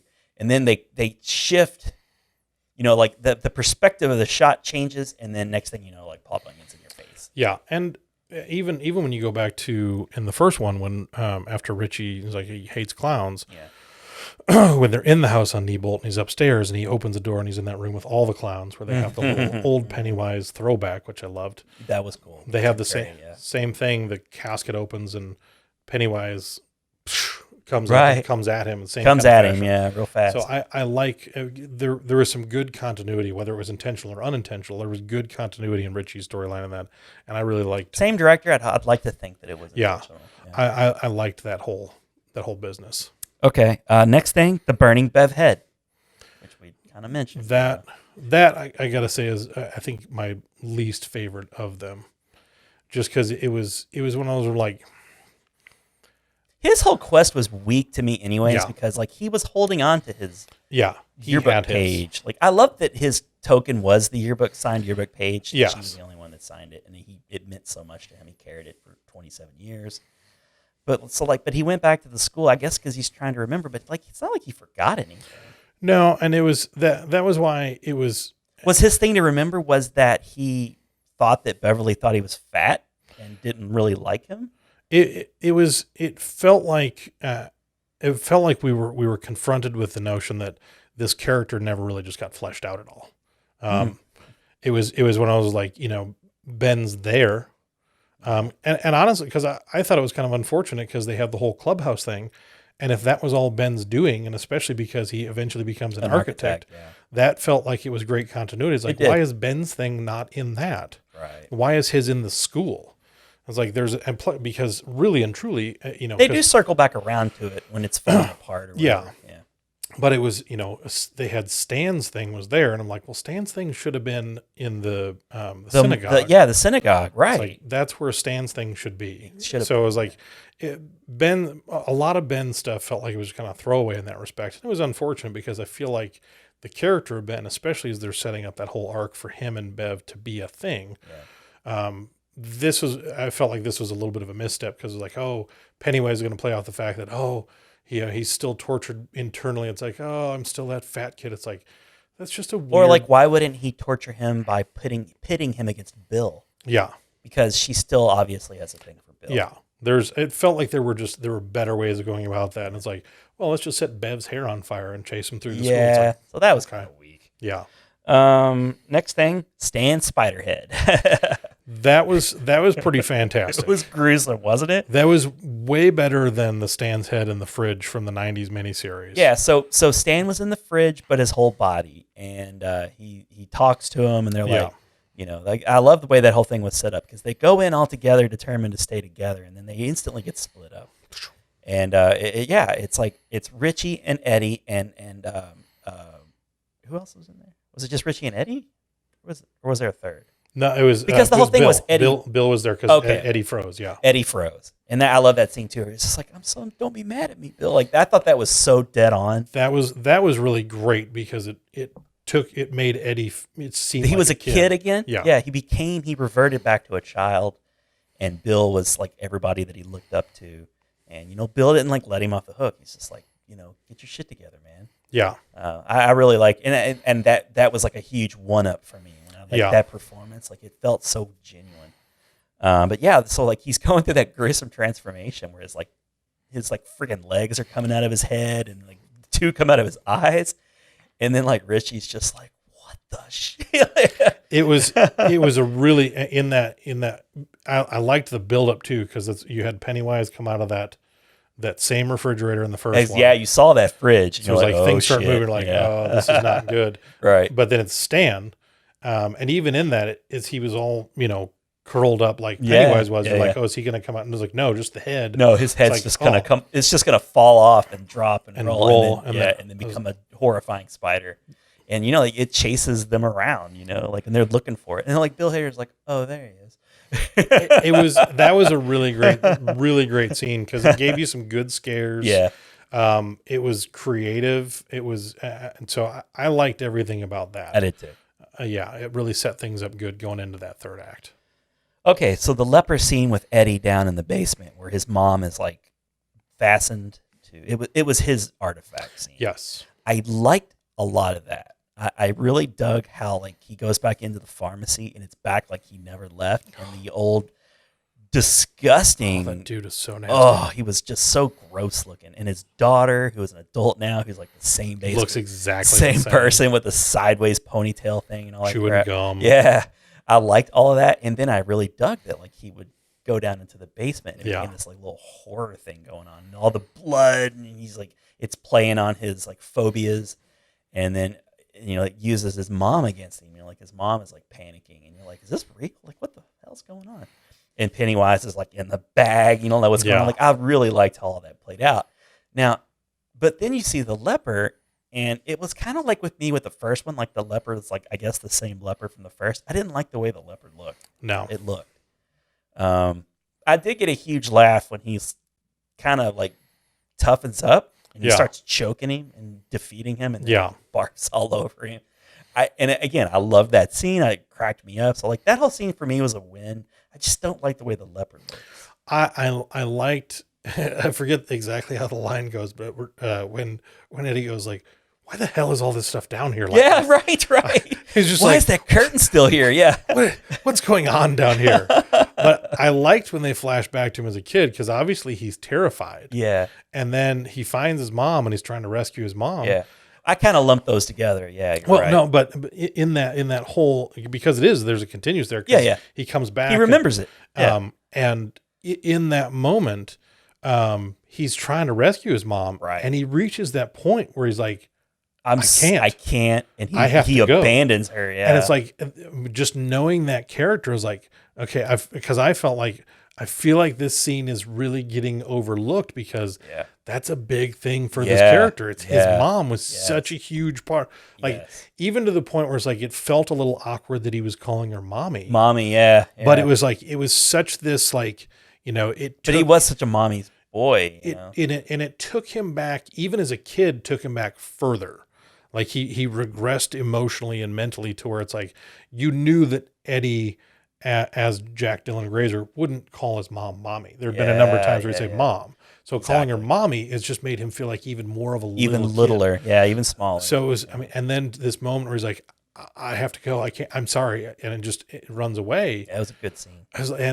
I'm the same way with the leper. It's when I was like, I get that represents like his whole like fear of disease and all that kind of stuff. Yeah. So I get that. But at the same time, I was like, it's just kind of, it feels like a little, I wish there was a better way of. It seems cheesy or something cheesy about it. But I think the Javier guy also played the leper.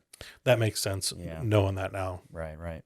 The Hochstetter zombie, the way that effect was, he kind of was like limp. He was great. He was great. That was a cool effect. That was like practical with some CG, I think, thrown in.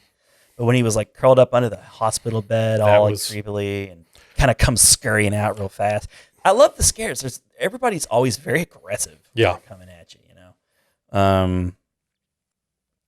but they pair that with like a lot of stillness and stuff, So like it's very unsettling when it happens. I liked when he's sitting in the car and he's waiting for him, and he's like, "All right, Hochstetter, let's go." Yeah, and like this is totally normal. It's totally normal. The teenage zombie version of My Best Friend from 27 years ago is driving this car. I love that scene too. It was just like, I'm fine with this. I think I might have laughed at that scene. Like, I don't know if you're meant to laugh or not. I don't know how you can't.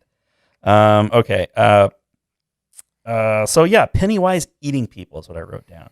So that goes to the Adrian Mellon taking a bite out of him. I'm talking about the scene with the little girl with the birthmark on her face. Yep. And also the little boy when he eats the little boy. So like, how did you think the effects of like Pennywise eating people, was it effective or not? I think of the three of them, I think the most effective one is Adrian at the beginning. Yeah. Then I would say the little boy in the fun house, and then the little girl, because I think even though you know that the little boy is, I mean, even from the trailers, like, you know, this is not going to end well. Right. The little girl one felt like it had too much of a build up. Like, she kind of seemed like she was going to walk away from it there for a second. Yeah. And it felt like they teased it a little too much. Like they tried to draw it out too long, because it's one of those where you're waiting for the scare, and it feels like their message is, if we wait just long enough to where you stop thinking it's going to happen, then we'll scare you. It's like, no, I still think you're going to try and scare. To me, it felt like they were trying to replicate the Georgie scene. Yeah. Similar cadence to the way he was giving his speech, you know, and it just didn't come off quite as well. Now I know I don't know if it's one of your talking points, but I know we've talked about runtime a couple times. That feels like one of those scenes, if you cut it out, you don't lose anything. I agree. Because I saw it first, and you were like, I need to know immediately what your impressions were. Yeah. And I think I wrote to you something like, I really liked it. My only real criticism is it felt way too long. Yeah. We'll get to that. Yeah. So I have two more special effecty type things I want to talk about. So the spider version of Pennywise at the end, when it was like kind of like wasn't even a spider. It was almost kind of like a praying mantis. Yeah. Hybrid Pennywise. I liked how huge they made him seem. Yeah. But I really was missing the spider. It worked. I liked it better, because one of the things that I feel, especially in the timing of when they did that, when they introduced the whole scene there, as they do their ritual, and then the balloon stops them from shutting the little jug thing. Yeah, that was cool. Pennywise is there, and it's one of those, like, if you look at the runtime that's left in the movie, it's still like 30 minutes left in the movie. Oh, I know. And so in the miniseries, like, unless, I mean, they could have done it differently. Obviously with the CG, they could have done it where he's just a spider and still talk to them. But that was the thing where it's like, okay, because part of it's still Pennywise, you get the clown part still freaking people out. It made enough sense in that respect. I think if I knew that there could be an alternative where he turns into the crab spider thing, and he's still interacting with them in a dialogue fashion, I think I probably would have enjoyed that just as much. But that was, having just watched the 90s miniseries, when they go down into the caves and they're fighting the crab spider thing, you're done talking to Pennywise. There's no more interaction there. You're throwing away what was special about it, really. If it weren't for him being the Pennywise head, we wouldn't have gotten my favorite bit of dialogue that they also kind of tease in the trailer, where he was just like, I crave you. I miss you. Like, I love the way he delivers that line. It's so fucking good. And so you get that part of it. That was that, and that whole revelation to them. It's like, it's because it was like the way the losers and Pennywise was this continuous cat and mouse thing. Mm-hmm.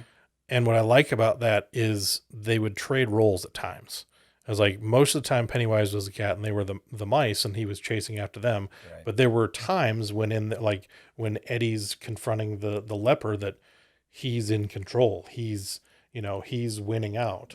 Yeah. So I like that there's that back and forth, and that really, just that bolstered it, that in that whole time it was the Batman and Joker scene, he's been kind of waiting for you. Oh yeah. And it's like that. Yeah, man, that played so well. Like, I can't wait to rewatch that scene. So, like, if they had just been a spider thing, then it wouldn't have been the same. Yeah.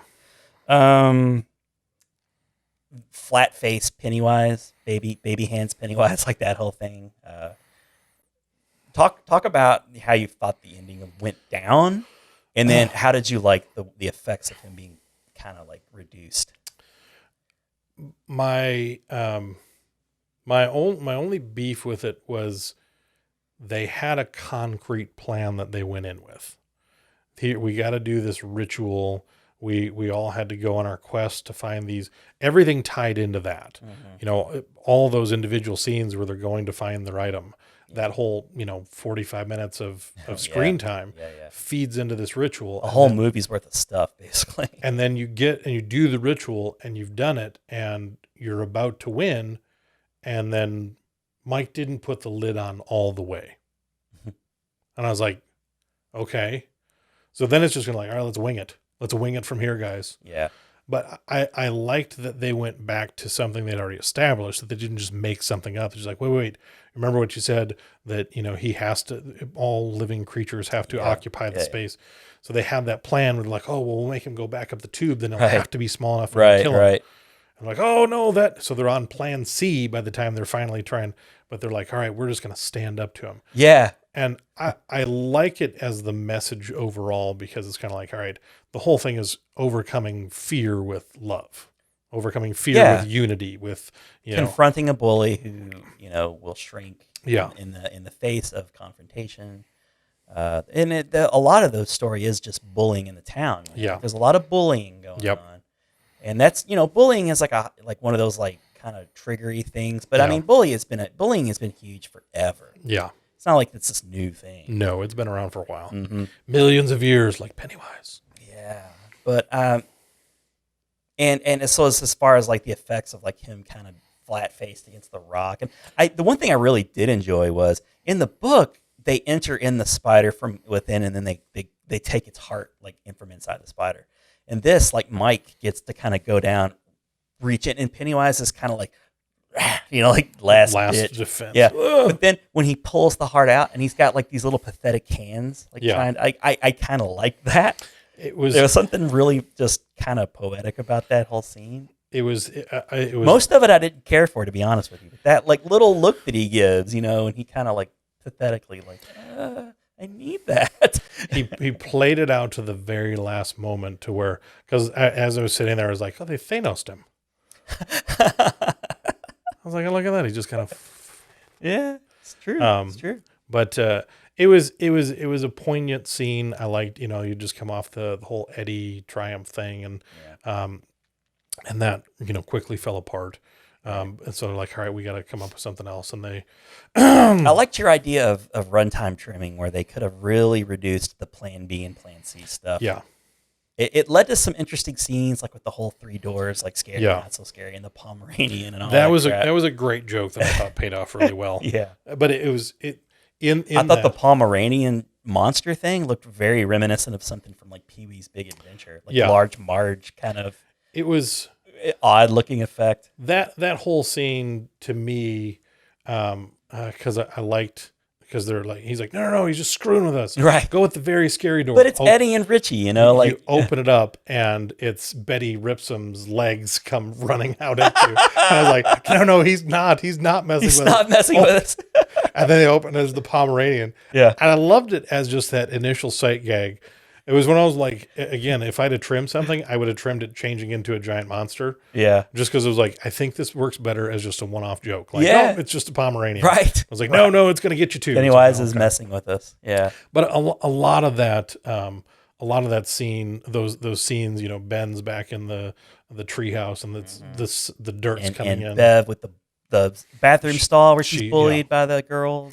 Which I don't know if you paid close enough attention. I really enjoyed the graffiti I was trying to pay attention to it, but I didn't really catch anything that made me laugh or anything.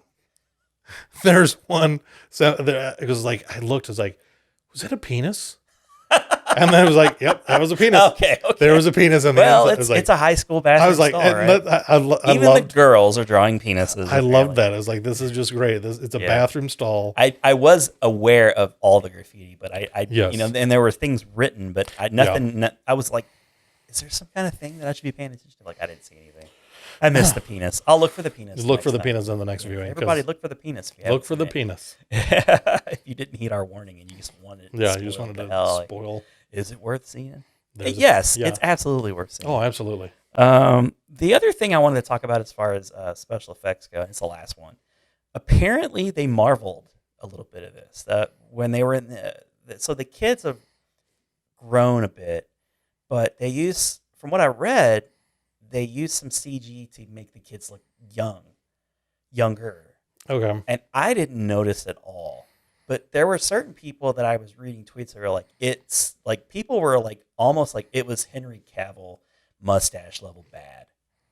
I wouldn't say that at all, mostly because one of the things that I did notice, not in a particular sense, but I found myself at least once, if not 2 or 3 times, just really thinking it's like, and I think mostly because having recently watched Stranger Things season 3, and how much older Finn Wolfhard especially looks. I remember thinking to myself, like, these kids look like they looked 2 years ago. And I know it's only been 2 years, but for kids at that age, 2 years is a big deal. 2 years is a lot of time. 2 years can do a lot of growing. Yes. And having seen, I mean, because I remember, I think one of the biggest ones I remember now thinking about Jack Dylan Grazer, played Eddie. Having seen him in Shazam, I was like, okay, Shazam was filmed and done before this. Yes. And he's in high school. Yes. And looks like a high school student. And he looks like a high school student. It's like, in this, he still looks like the little kid. So it didn't seem gratuitous to me because I noticed it in so much as like your head knows it. Yeah, it's like these kids don't look like they're as old as they should be. Right. But it did at no point did it seem like, oh my gosh, the CG on these kids to make them look younger is ridiculous. Yeah. It's like, no. I did not notice any seams at all. I'm gonna pay real close attention to that when I watch it again to see if people are just trying to be like that jerk that's like, I saw it, and then someone else has to see it better. Yeah. I saw it too, and it was horrible. The other time was the kid that plays Ben. He was in Goosebumps 2, and I watched that a few months ago. And he's a high schooler in that movie because I remember thinking about Ben too. It's like he looks younger. I just saw him as like he looks younger. How did they do this? I was like, they were using some kind of like they were doing the Marvel but thing. Yeah, it was. But you don't think about them doing that with young kids. No, yeah, they don't look funny. old. Yeah, it's interesting. Okay, so let's see. What's the next talking point? Richie's Secret. And I put Richie's Secret, and I'm just more or less talking about the whole arcade scene, I guess, which we touched on it already. It on one level it feels dropped in, but on another it's necessary because it's such a good idea to make him gay and have feelings for Eddie. It makes sense. So like, it's just the one scene where he touches hands with the bully. And you're like, oh, he's gay. Or has, he's not sure he's gay, but he certainly has feelings for boys maybe. But my bigger complaint is, why was Mortal Kombat, an arcade from 1992, in that abandoned, it was in the memory because they were getting their pictures in that photo thing. Yep. So shame on you for not doing your homework. This is supposed to be 1989. And my other gripe that I couldn't let go was when Richie, as an adult, was in the abandoned arcade, there were several pristine arcades abandoned in that place. And that would never happen. even when he puts the quarter in to get it to change to a coin, I was like, the power still works here? Right. What? That's a good point. There's a poster up on the wall of "You've got mail." Right. And there are a couple of Meg Ryan jokes. So I'm like, so he puts a coin in and it gives him okay, interesting. All right. Somebody's still paying the electric bill. I guess. Or that was just a functioning movie theater is in terrible disrepair. Yeah. Change that poster out, buddy. Yeah, there's some new movies out you might want to check out. Let's see. What else do I have? In reference to that scene, I think I wish, and I don't know if they were just being purposefully coy, because you get the feeling in that scene that there is something else to Richie's character, which they haven't touched on at all prior to that. Mm-mm. And I think if I remember correctly, it was right after this, where they flash back to where Bill and Richie are fighting, and the losers all break up, and Bill says, "No, I don't think we're gonna get back together. I think this is where we all kind of part ways." Yeah. And Bev is sad about that, because then you see Richie in the arcade, because initially it read to me, it was like how much Richie put on this tough guy act. Is like, you know what, fine, screw you guys, I don't want to be friends with any of you anyways. But then when he goes out there into the real world to try and make other friends, he realizes that no one is as special as his friends that he has. No one else will accept him. So it was one of those, I'm like, I appreciate the, kind of the ambiguity of how they were directing that scene, that it could go either way. It's good filmmaking. It really is. was. Yeah, it was poignant, good. And I liked the way they did it. You don't back into that kind of thing. No. That was planned. Yeah. They seeded that well. Yeah. The only other notes that I have, and then we can talk about anything you'd like to, is there are differences in the book and the movie. I think we touched on them all already, though. Derry floods, doesn't flood in the movie, and the losers forget. Yeah. They don't forget in the movie. And Richie carves the R and E. Like, I don't think that's, like, obviously the whole Richie secret thing, like, that was not in the book, too. That was new. At least that I can remember. And I feel like they planted the whole Bill's guilt, because there's the scene where Pennywise is, like, once again fucking with Bill about the whole Richie or Georgie death, and he was letting him know that, I wouldn't have died if you had just played with me. You faked being sick, and so, like, that was part of his guilt, was like, it's not like that I didn't want to play with you. It's just because one day. Yeah, like, it's okay. Come on, give me a break. I love you. You're my little brother. They clearly had an affinity for him.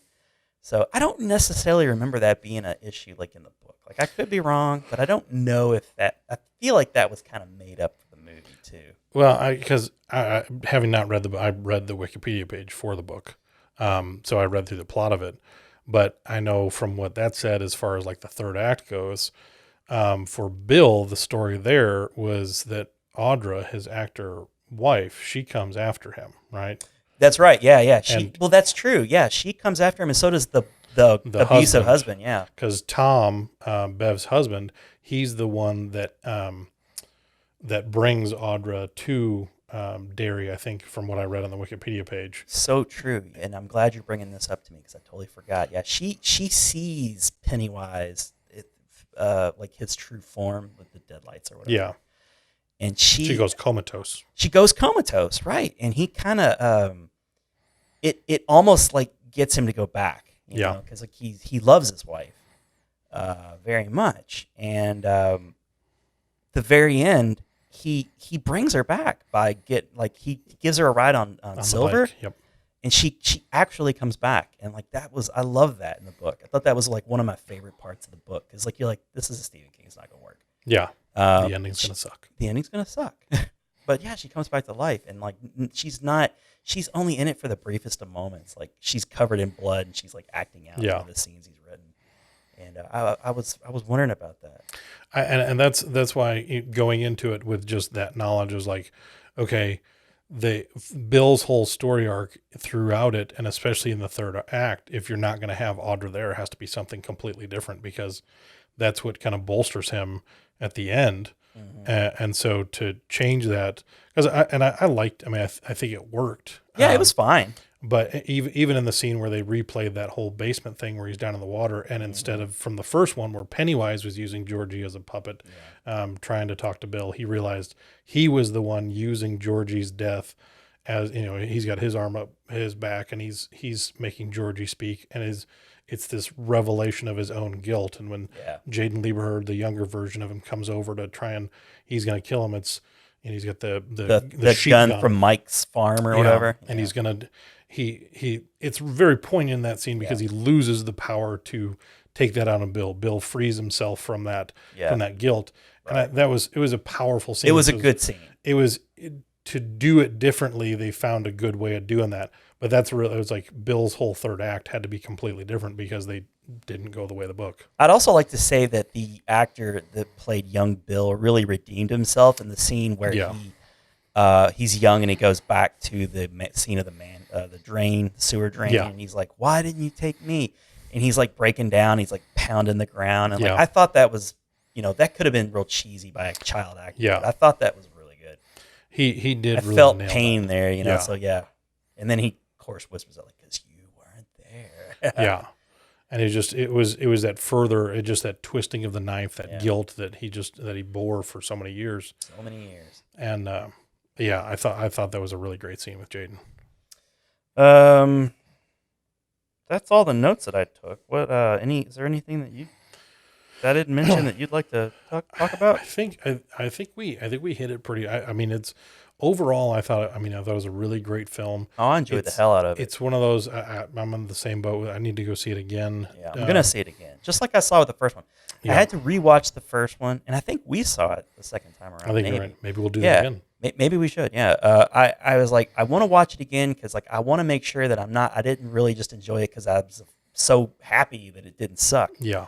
And I was like, no, this holds up. This is still good. Yep. I want to go back and watch it with the eye. Two things now. I want to watch it to see like what I think could be cut to make the movie more like 2 hours 20 minutes. Because it's like a 2 hour 50-minute movie. It's just shy of 3 hours. Yeah, and I think I don't know if you said on the podcast, but to me you said like I did check my watch a couple times. I did too. Yeah. Which is not a good indicator. No, because you get to a couple of those moments where it's like, you kind of feel like you're spinning your wheels. Like when they got into the sewers and then they went down in the cave, I checked I was like, oh, there's like 30 minutes left in the movie. Good. Yeah, right. I thought we were just about done. I did too. Yeah. And then also, I forget the other thing. Now you made a point that now like maybe the humor. Like I want to see if like did the humor undercut any of the scares? Like I want to watch maybe one more critical eye. I think too, like because I know we've talked before a lot about how the audience can be a very big influence. Yep. And I was especially for a scary movie. Yeah, I was hoping for because I had a pretty packed theater, and it was mostly younger people. I mean, high school and college age kids. Prime time, baby.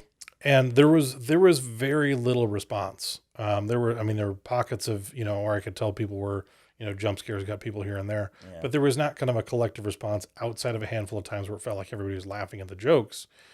And so I feel like that was an influence. So in seeing the second time, I would like to see if I'm in either, maybe a lesser packed theater, or if the audience is not as much of a feature of how I enjoy or don't enjoy the movie. If that's, kind of I take that out of the equation and I'm able to watch it just kind of in somewhat more of a vacuum, if the humor is less of a detractor because it doesn't undercut some of the scares.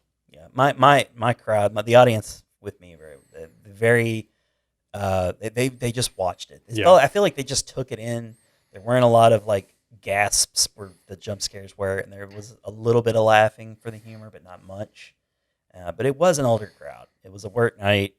It was late, so there weren't hardly any teenagers that I could see, and it was just like up the middle. Like it wasn't completely full. It was just like everybody. It was like had the middle seats pretty much filled up, and I saw it with my cousin, so like I was making comments to her frequently because she read the book too, so we had like that whole conversation throughout. Like, oh, that's from the book, I really feel like they paid a lot of tributes to the book readers, which is fun.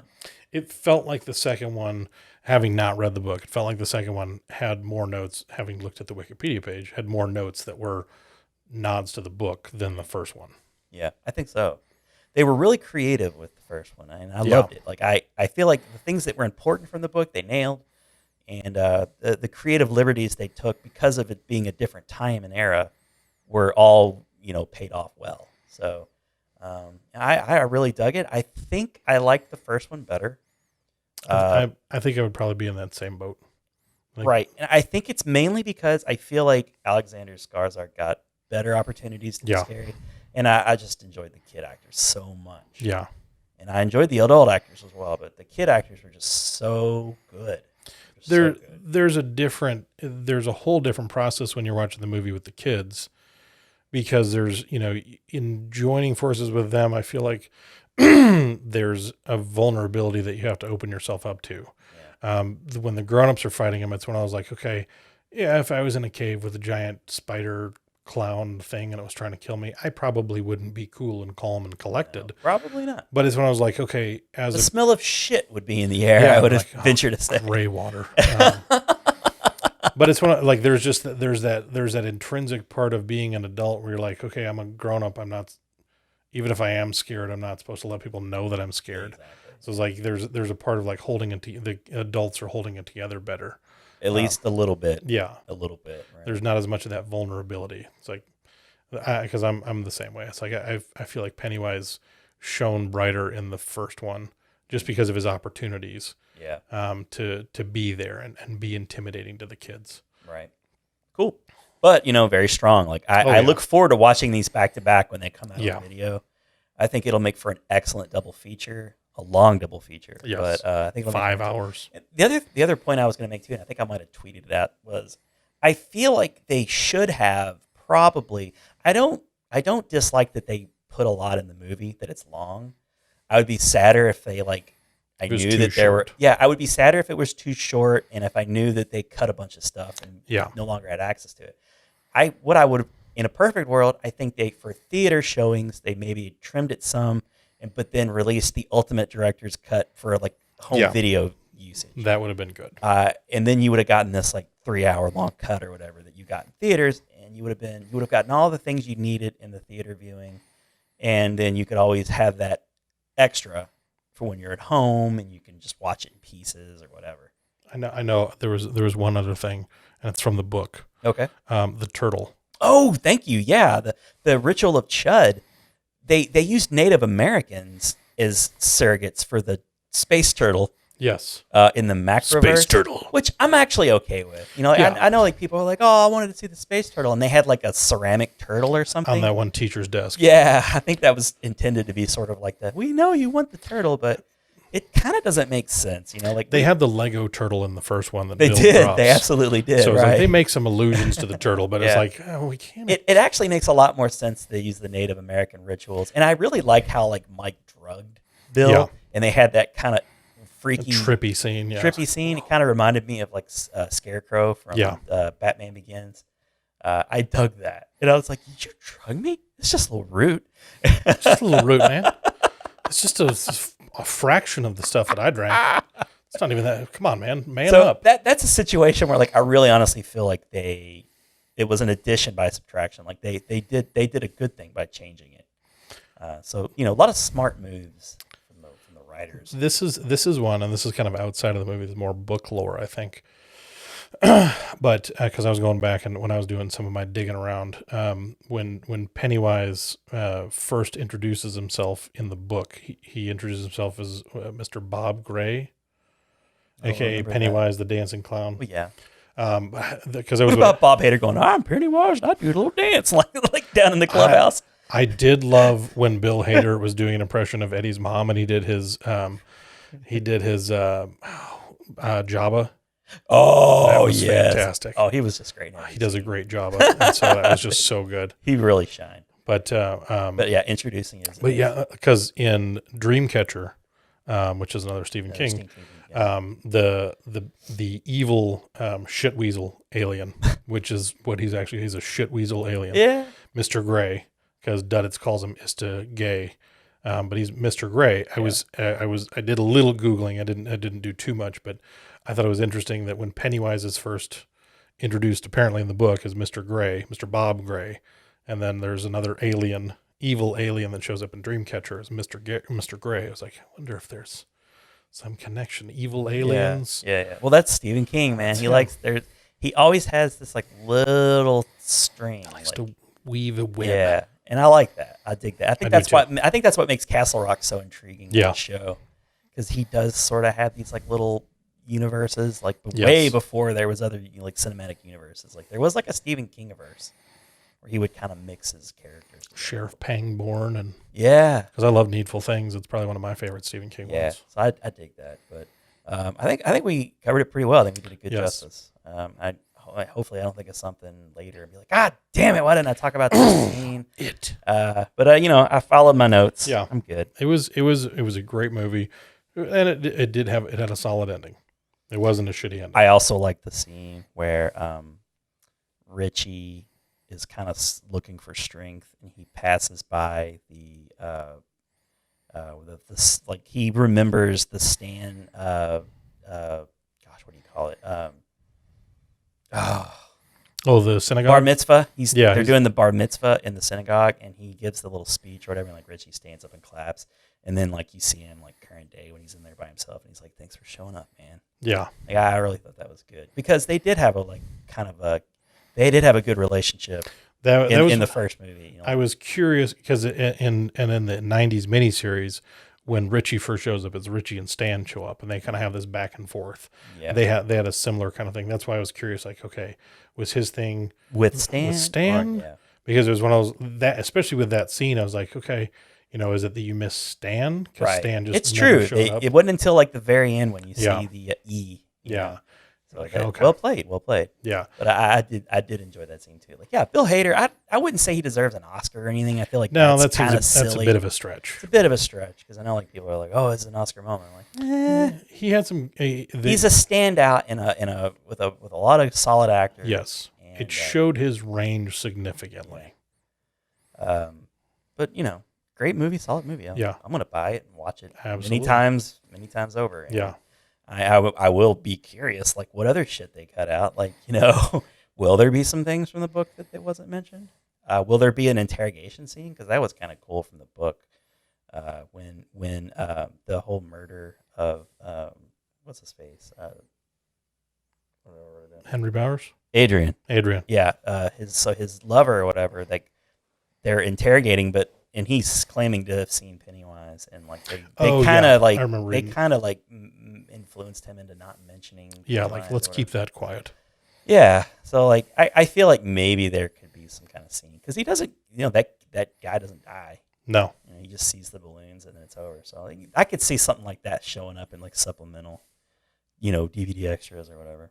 Well, because I think that's one of those things that because they don't really call it out all that much because kids just go missing. In the miniseries, they kept talking about bodies that they would find. Like they found Georgie's body, and in the first one, I was like, that never happens. That's why Bill keeps looking for him. That's why. But in the miniseries, they talk about all these bodies that they find. It's not just kids go missing. It's like they find them murdered. Yeah. And then when Bowers comes shooting out of the sewers, you're seeing all those kids, the kids that, you know, it's like, okay, that's the part that should be unsettling. It's like, and with the Adrian guy too, it's like, okay, you find the body, they're going to find the body, and it's just giant bite marks. I mean, like, it's like, okay, it wasn't like, oh, he was mugged and someone shot him.